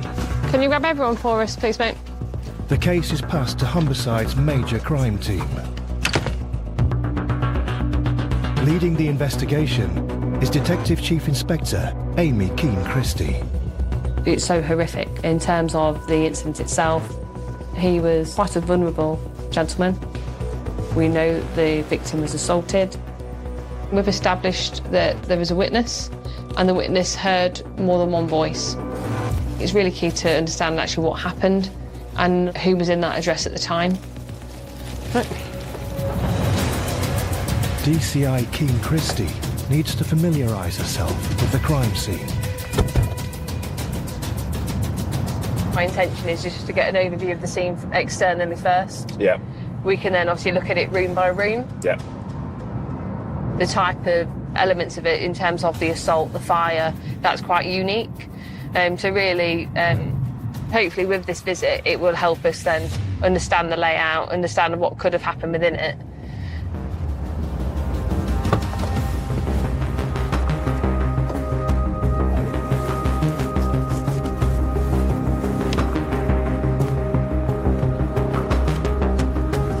Police believe that the fire started in the bedroom. Wow. You can see the extent of the fire damage, can't you? It's quite shocking. The bed of Anthony's was just here with the headboard towards this wall. Yeah. He's then found by the firefighters and dragged out from just next to the bed on this side, dragged out through the hallway out to the front door. And this room was disturbed and there was items everywhere. And we understand that the fire would have started somewhere around here. It was through this window that the witnesses first saw the fire starting. There's blood on the wall. You can see the arrows just down here on the wall. He passed away in hospital, but, you know, his last kind of, his moments or, you know, his interactions were in this room, really. Yeah. Definitely thought-provoking, isn't it? It is, yeah. Yeah, it must have been horrendous in this room when it was on fire. So it's like in this room, obviously, even though the seat of the fire was in the bedroom, you know, the smoke damage is really, really extensive. It's obviously come throughout the whole of the flat. Also, really, I suppose, it just shows you the contrast, doesn't it, of this room is obviously really, really tidy as well, and obviously other than the smoke damage, yeah, it's not particularly, you know, messy, but the difference in the scene to the contrasting to the bedroom. room in the bedroom, yeah. There's two priorities, really. One is to understand the scene itself. The second, then, is to look at forensic opportunities, especially in the case where we don't have a suspect that's identified. Any scene that has any type of fire damage can really compromise the opportunities for forensics. Crime scene investigators have taken forensic samples of several items in the flat. These will be fast-tracked to see if any DNA of a suspect can be found. Okay. Anything else you need to look at while you're here? No, I don't think so. It's weird, I suppose, isn't it, of how much still, like, smoke there is in the air? Yeah.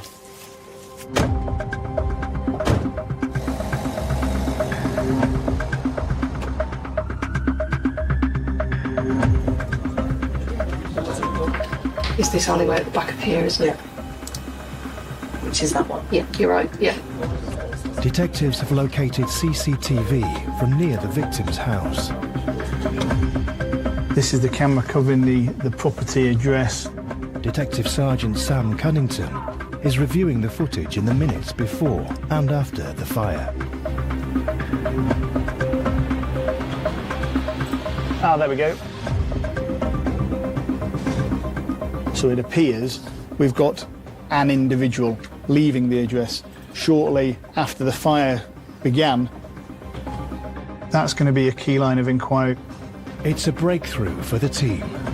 But who is the shadowy figure? And did they have a part to play in Anthony Ibbitson's murder?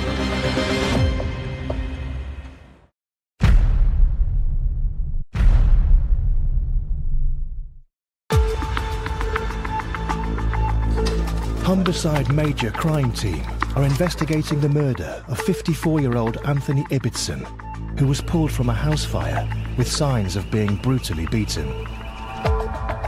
Ah, there we go. That's going to be a key line of inquiry. The team have an image of a suspect leaving the address in the minutes before the fire took hold. And I think that's him arriving at the scene, and yeah, goes into the victim's address. So we've got him arriving now. We go back a bit. Definitely two tones on the jacket or hood. And definitely some kind of a marking on the back of the shoulder. White trainers. So the aim now will be to track this suspect to somewhere where we can get a decent facial image.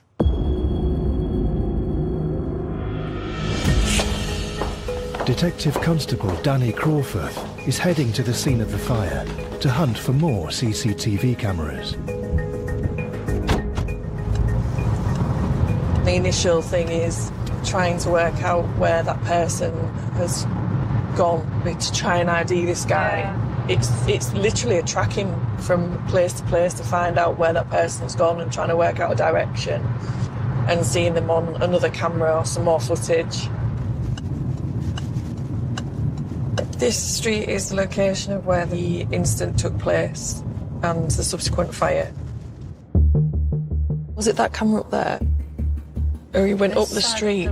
Yeah. Starting at the scene, they follow the suspect's route away from the property in the hope of locating more cameras. We know he's come up here, even though we see quite a grainy image. There's another camera just on the left-hand side. This camera, it points onto the car park, so if he is going to walk past... There's good coverage all the way outside of there, isn't there? Because it looks like a new camera. Yeah. Good quality footage from it. Or to check it. The footage from the CCTV camera is downloaded and given to Detective Sergeant Sam Cunnington in the Digital Media Unit. This is the store around the corner from the scene. Definitely the same jacket, same white mark on the shoulder. Trainers, happy with. And the next job will be tracking him further along here to see where he ends up going to.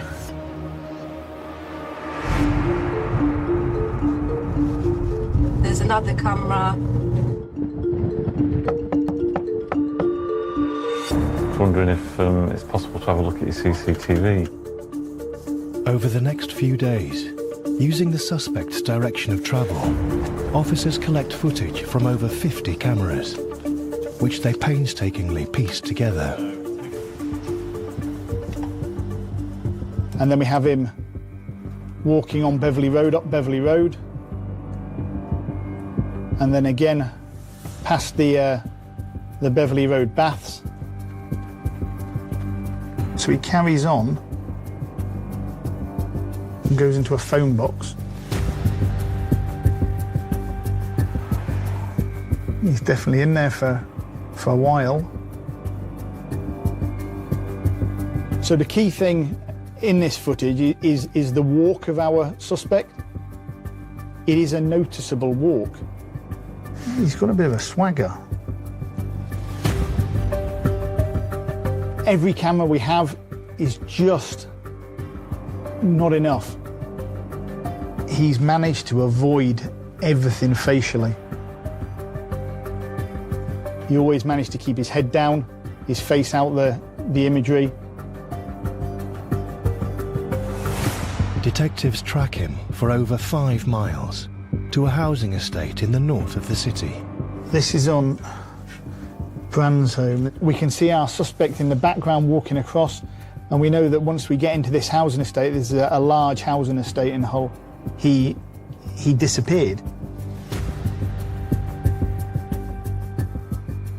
So we still need to find who this person is. It's really frustrating that we haven't got a facial image. While digital media officers have been collecting CCTV, a number of items from the crime scene have been fast-tracked for DNA testing. Will they provide any clues? Are you in a position now to go through them and just confirm what the results were for us? Yeah. First item was the black wallet, which was from under the head of the bed. There was nothing to identify any other person. The next item was a picture frame. Again, there was nothing to identify any other person that may have touched that item. So we also submitted 3 swabs, which were taken from blood staining on the wall of the bedroom. All those 3 swabs came back as being the blood of Anthony Ibbotson with no other person, else. No other contributor. We knew due to the fire damage and the scene itself that it may be difficult. Yeah. In their efforts to identify their suspect, detectives also swabbed the phone box the suspect was seen going into.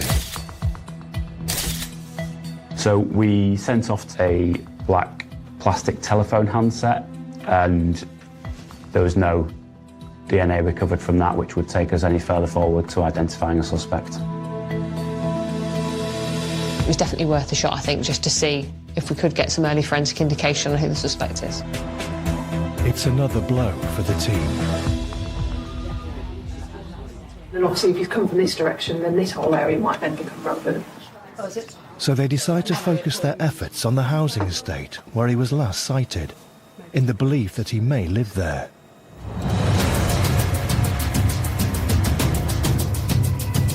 DCI King Christie sends teams to canvass the area for further CCTV. So from this last item, we just know that he's come down that path, that he doesn't go back on himself, and we're here. We think he's gone across there. So it's quite a large housing estate with sort of community areas, shops, parks. There's pathways crisscrossing all the way through the houses and shortcuts that... Like a maze.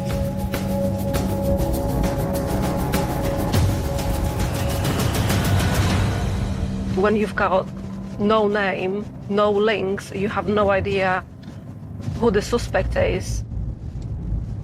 We've got dangerous individual. Yeah, the stakes are higher. We are so determined that we're gonna catch them and get to the bottom of the story. And when you're beginning to constantly come to dead ends and not get anywhere, it just starts to feel like, is this it? Is this as far as we're going with it?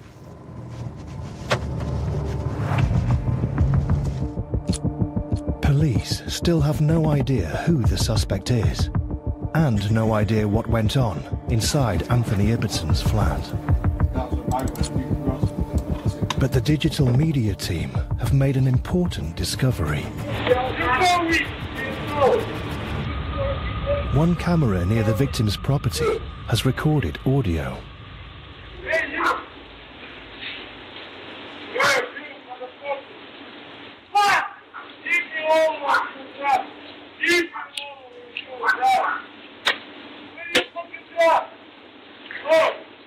And the audio is incredibly important because it provides you like that third eye into the property itself and what was happening.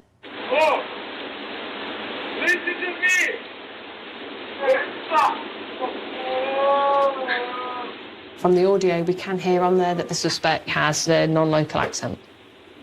He's asking Anthony about drugs. From our information, Anthony doesn't have a history with drugs in terms of drug supply or holding any type of drugs, so we're not sure whether it was mistaken identity.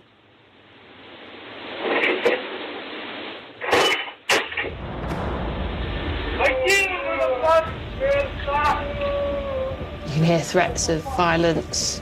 It's so horrific. Hey, you! Fucking fire! You need to fucking fire!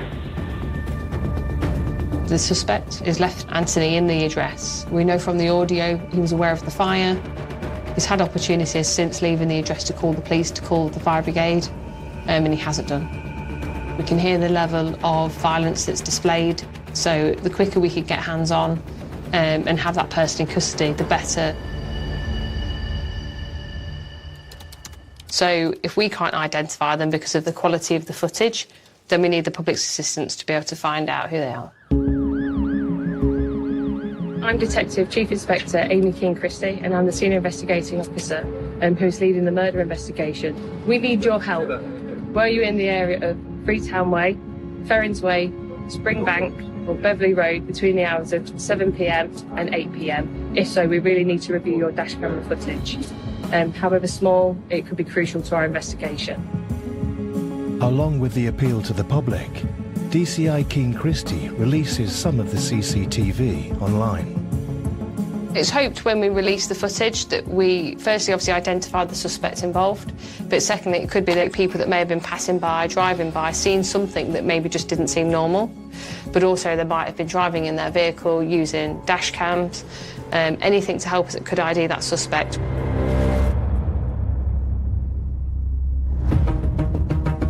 Whilst the team wait for the public to respond, the detectives that were sent to canvass the area have had a possible breakthrough. They've stopped a man matching his description. It was the walk. I literally stood in front of him and stopped him. Yeah. He didn't seem bothered, did he? And when I asked for his name, and he said his name, and we heard the accent. Yeah, the accent. He froze, didn't he? Yeah, we looked at each other and thinking, whoa. And he showed his working permit. Mark Waskowski. But, having no grounds to detain him, they have no option but to let him go. Oh, it's frustrating. Frustrating. It's really frustrating. Because it starts feeling like everything's against you. Is Mark Waskowski the suspect they're looking for?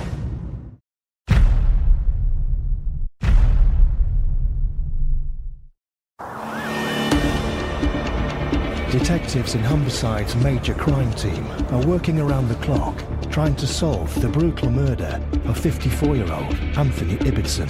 It's so horrific. We know the victim was assaulted. and he was just left inside of a fire. They've stopped a man with a similar walk to the suspect seen on CCTV. He said his name and we heard the accent. Yeah, the accent. He froze, didn't he? But as the CCTV hasn't shown a clear facial image, they've had no option but to let him go. So they widen their search for more footage. The area that we lose this figure on the CCTV has a shopping centre in the middle, so that's a good area to extend our CCTV parameters. And the shopping centre itself, we know from previous experience, has excellent CCTV. Detectives begin trawling the CCTV from the day of the attack.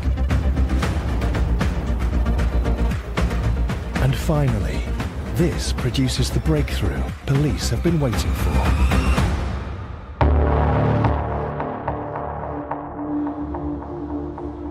I can see him immediately coming in to the front entrance. A very distinctive walk. You can see the distinctive white logo on the top left of the jacket. It's a big breakthrough. Now detectives have a clear image of their suspect's face. They can check to see if it is the man stopped in the housing estate. If we look here at the photograph of the ID card, when we compare it to this piece of footage, now that, to me, is spot on. Mark Waskowski is now suspect number one.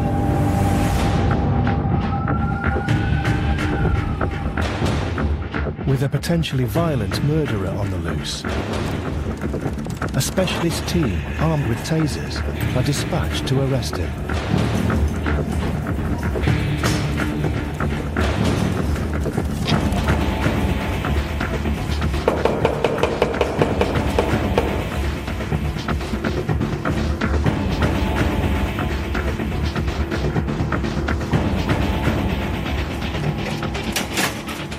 Hello there. Please, stand there for me.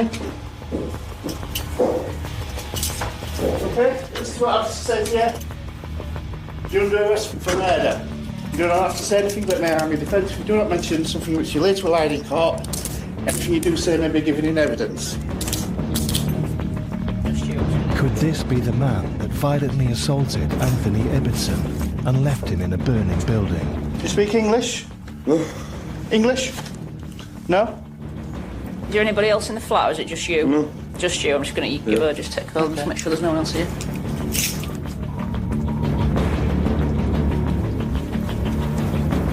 No, it's not about her. Okay. I'll be explained in a bit.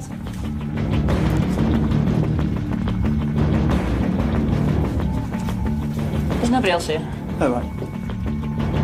Officers seize his mobile phone. Pop and go in there, my friend. Before transporting him to Clough Road Police Station. Take a seat.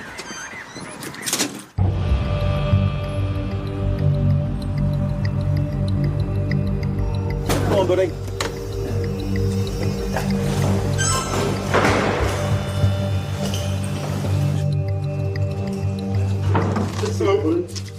Good afternoon. You've been arrested for murder. So you've been identified through some CCTV inquiries and you've been suspected of committing this offence. Stand up, boys, Mark. With their suspect number one in custody, detectives have 24 hours to bring charges. Detective Constable Steve Story will lead the interviews. From the initial interview, we want him to provide us with his version of events. We want him to explain where he was at the time of the murder, and we want to get that account in as much detail as we can without giving him any information that we're aware of. Assisted by an interpreter, how will Waskowski account for himself? The time is 17:48. We're at Clough Road Police Station in Hull. You've been arrested for murder. You're under arrest for that murder, so... Where is Storm, man? Tell me about your involvement in that offence. Расскажите, пожалуйста, по поводу вашего... Это не я. Okay, so if we go back to that Wednesday, where were you between 7:30 in the evening and 9:30 in the evening? Дома был. Я играл приставку, подготавливал комнату к покраске, общался с девушкой, ну, все как обычно. Okay. So specifically then between 7:30 p.m. and 9:30 p.m, what do you remember doing? PlayStation. Okay, so you were at home on your PlayStation? Yes. Okay. Я целый день был дома. With Voskowski claiming he was at home, detectives next show him the shopping centre CCTV. You see that? So this is CCTV from the North Point Centre from the 29th of November, and it's in the morning at 10:48. You see this person here where my pen's pointing? Is that you? No. No, that's not you. I don't have jacket, the North Face. You don't have a North Face jacket? No. Did you have a North Face jacket on the 29th of November? Не было. No. I have only just black jacket. We believe that's you. Но это не я. It wasn't you. No. And this is also from the North Point Centre. Это не я. It wasn't you. Do you recognise the shopping centre? Узнаю, конечно. You can obviously see that this person is wearing black trainers with white soles. So you're happy that's not you? Точно знаете, что это не я. Okay. How many mobile phones do you own? Один. So at the time of this fire, at 20:38 hours on the 29th of November, was that mobile phone and SIM card in your possession? Ну да, это же мой телефон. So it would have been at your house then, at your flat? Я же был дома, да. Is there anything you want to say before we finish? Вы еще хотите добавить? Нет. The time is 11:40, and that's the end of the interview. After almost 2 hours of interview, Voskowski has given nothing away.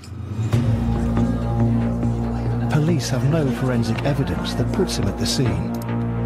But can they link him to the crime by the clothing seen on the footage? So the clothing is really, really key. So he's got really, really distinctive clothing on. So he has like a 3/4 length black coat, over the shoulder small bag, and then these distinctive black trainers with a white sole.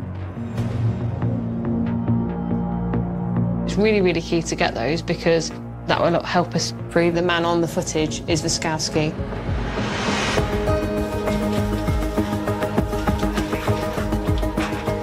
Whilst officers search Voskowski's flat for the coat and the shoes, detectives decide to re-interview him. What we're going to do is show you some more CCTV now. This time, they focus in on the events of the night to see if he'll change his story.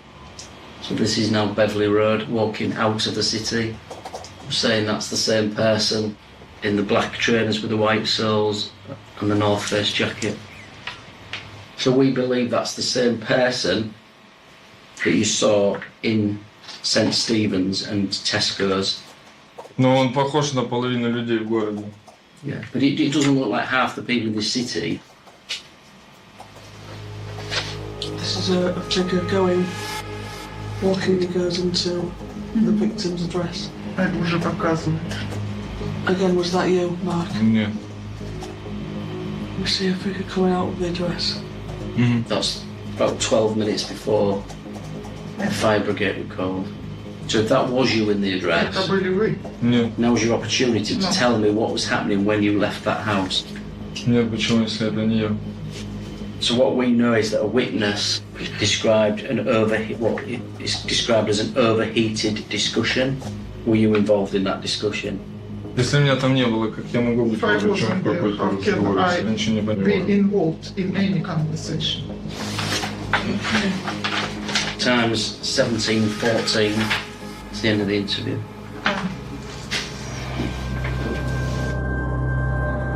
Mark Waskowski at the moment is very calm. He's not giving much away.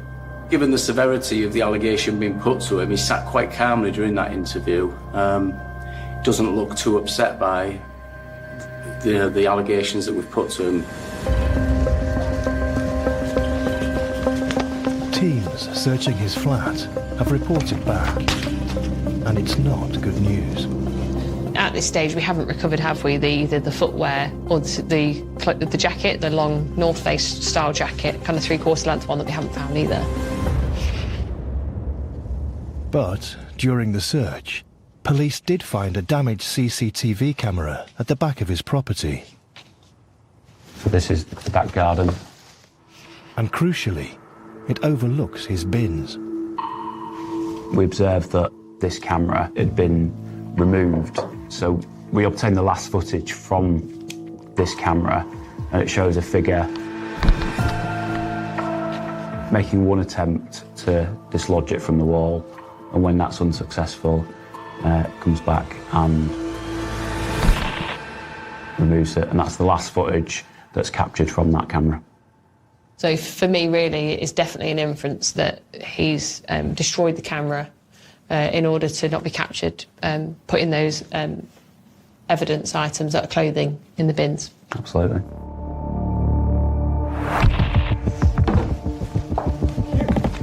The team only have circumstantial evidence.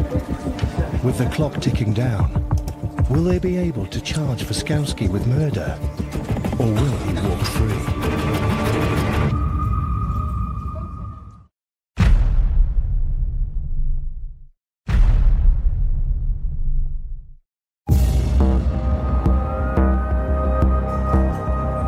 Detectives have a suspect in custody for the murder of 54-year-old Anthony Ibbotson. The team have been unable to find clothing worn by their suspect, Mark Waskowski, on the day of the fire. This is what I reckon is our suspect. But they have continued to review CCTV footage from a shopping centre to track him in the hours before the murder. He's gone into a jeweller's. And he hands something over, and it looks like it's a receipt. We need to find the receipt. Finding the receipt would prove that it is Waskowski in the footage. Whilst officers try to locate it, the team have also been analysing data from his mobile phone. He's told us that his phone is always with him and that he's at his home address the whole day. So we can see that at or before 18:34 in the evening, suspect's mobile phone is now connecting to a mast in the vicinity of the city centre. So then, right at the time of the assault and fire, at the time that took place, we can see that the suspect's mobile phone is very close to the offence location. With this new evidence, police secure a custody extension of 12 hours to challenge him in a further interview. Yeah.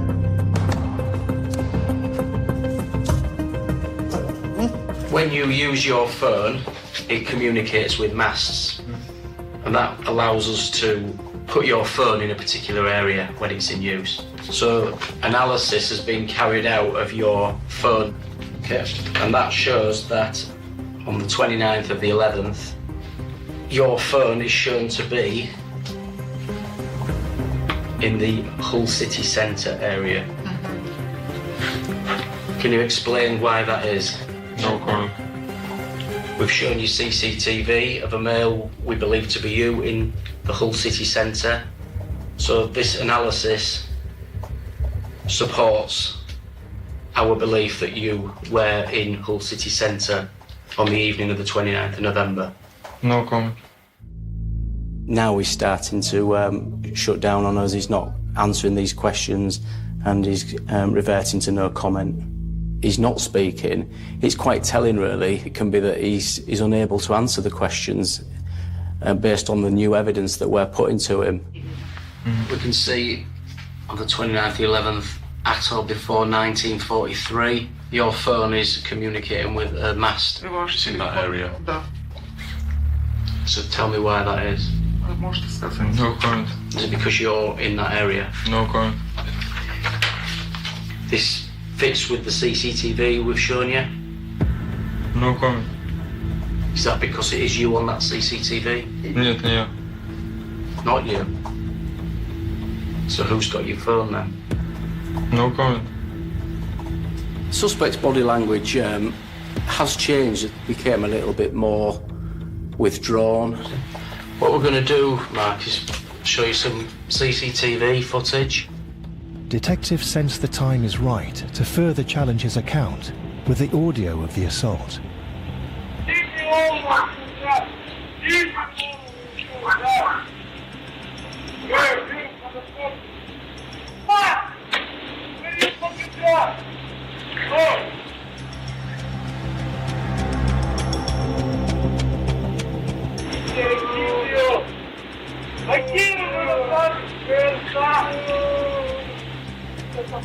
Hey, you!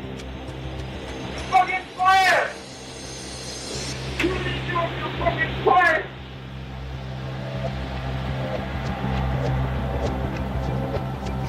So, Mark, tell me what we've just been listening to there. Что-то неразборчиво. Совсем.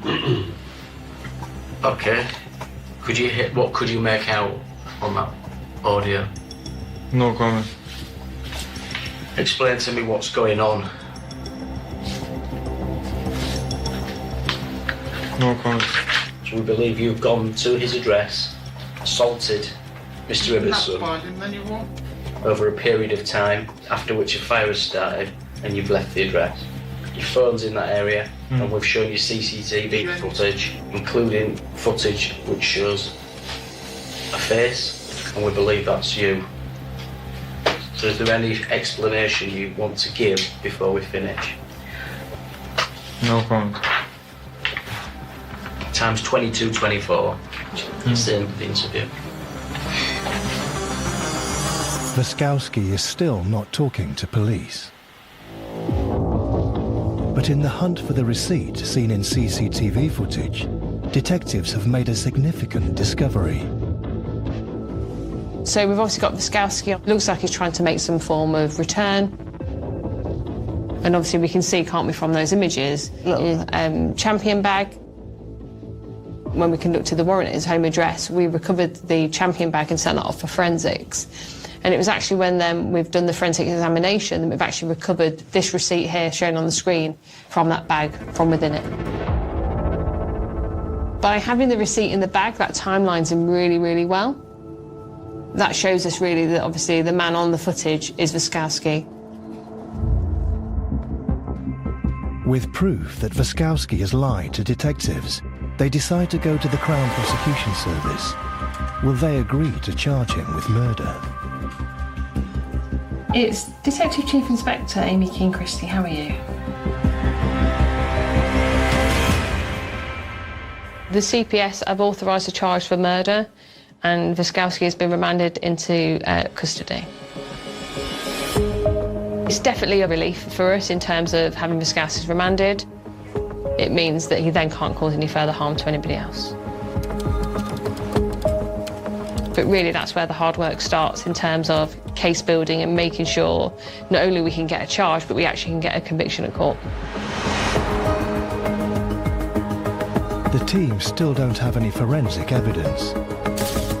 But further testing has been conducted on items from Anthony Ibbotson's flat and Waskowski's address.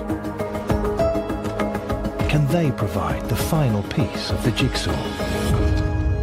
Swabs were taken from some planks which were recovered from Anthony Ibbotson's home address, and a mixed DNA profile was obtained. And in that profile, both Anthony Ibbotson and Mark Waskowski were well represented. The scientist is happy to say that some of that cellular material has come from Mark Waskowski. Yeah. That's fantastic news. That is really, really positive. So that, for me, shows that Mark Waskowski was present inside that flat. Yes. The other significant forensic return that we've had relates to a black hooded top. This item was seized from Mark Waskowski's home address. Blood staining's been found on the left cuff, and this blood relates to the victim, Anthony Ibbotson. So it's a positive link between our victim and our suspect. The evidence strengthens the police case. And crucially, they've also received the pathologist's report. Mr. Ibbotson's death was due to the combined effects of burns and inhalation of products of combustion following an assault in which he sustained significant head and neck trauma, which rendered him unconscious and unable to flee the ensuing fire from the property. Had he have not have been assaulted to the degree that he had been, he would have been able to get up, leave. Absolutely. And obviously then wouldn't have obviously got those other injuries. Yeah. It clearly links both the assault and the fire to his death. Together, doesn't it? Yeah. So the importance of the pathology report is that it allows us to understand the level of injuries, how those have occurred, and also the fact that because of the injuries to his head, he was unable to actually leave the flat when it was on fire, ultimately leading obviously to his death. With the evidence that we currently hold, it's really strong, so I would hope that any jury would convict Waskowski of this offence.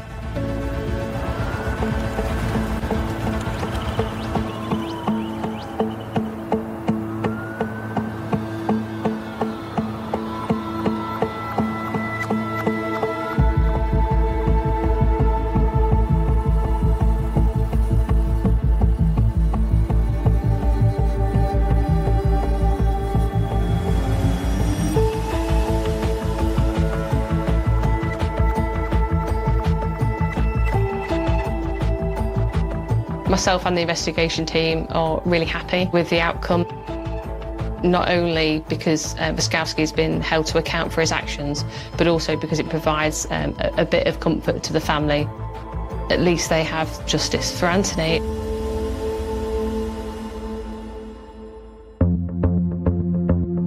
With only 24 hours to build a case, it's a race against time for justice. The new series of Police Suspect Number 1 starts next Monday at 9. And for more from Britain's top homicide teams, stream the full series of Murder Suspect Number 1 now on My5. Next Casualty 24/7.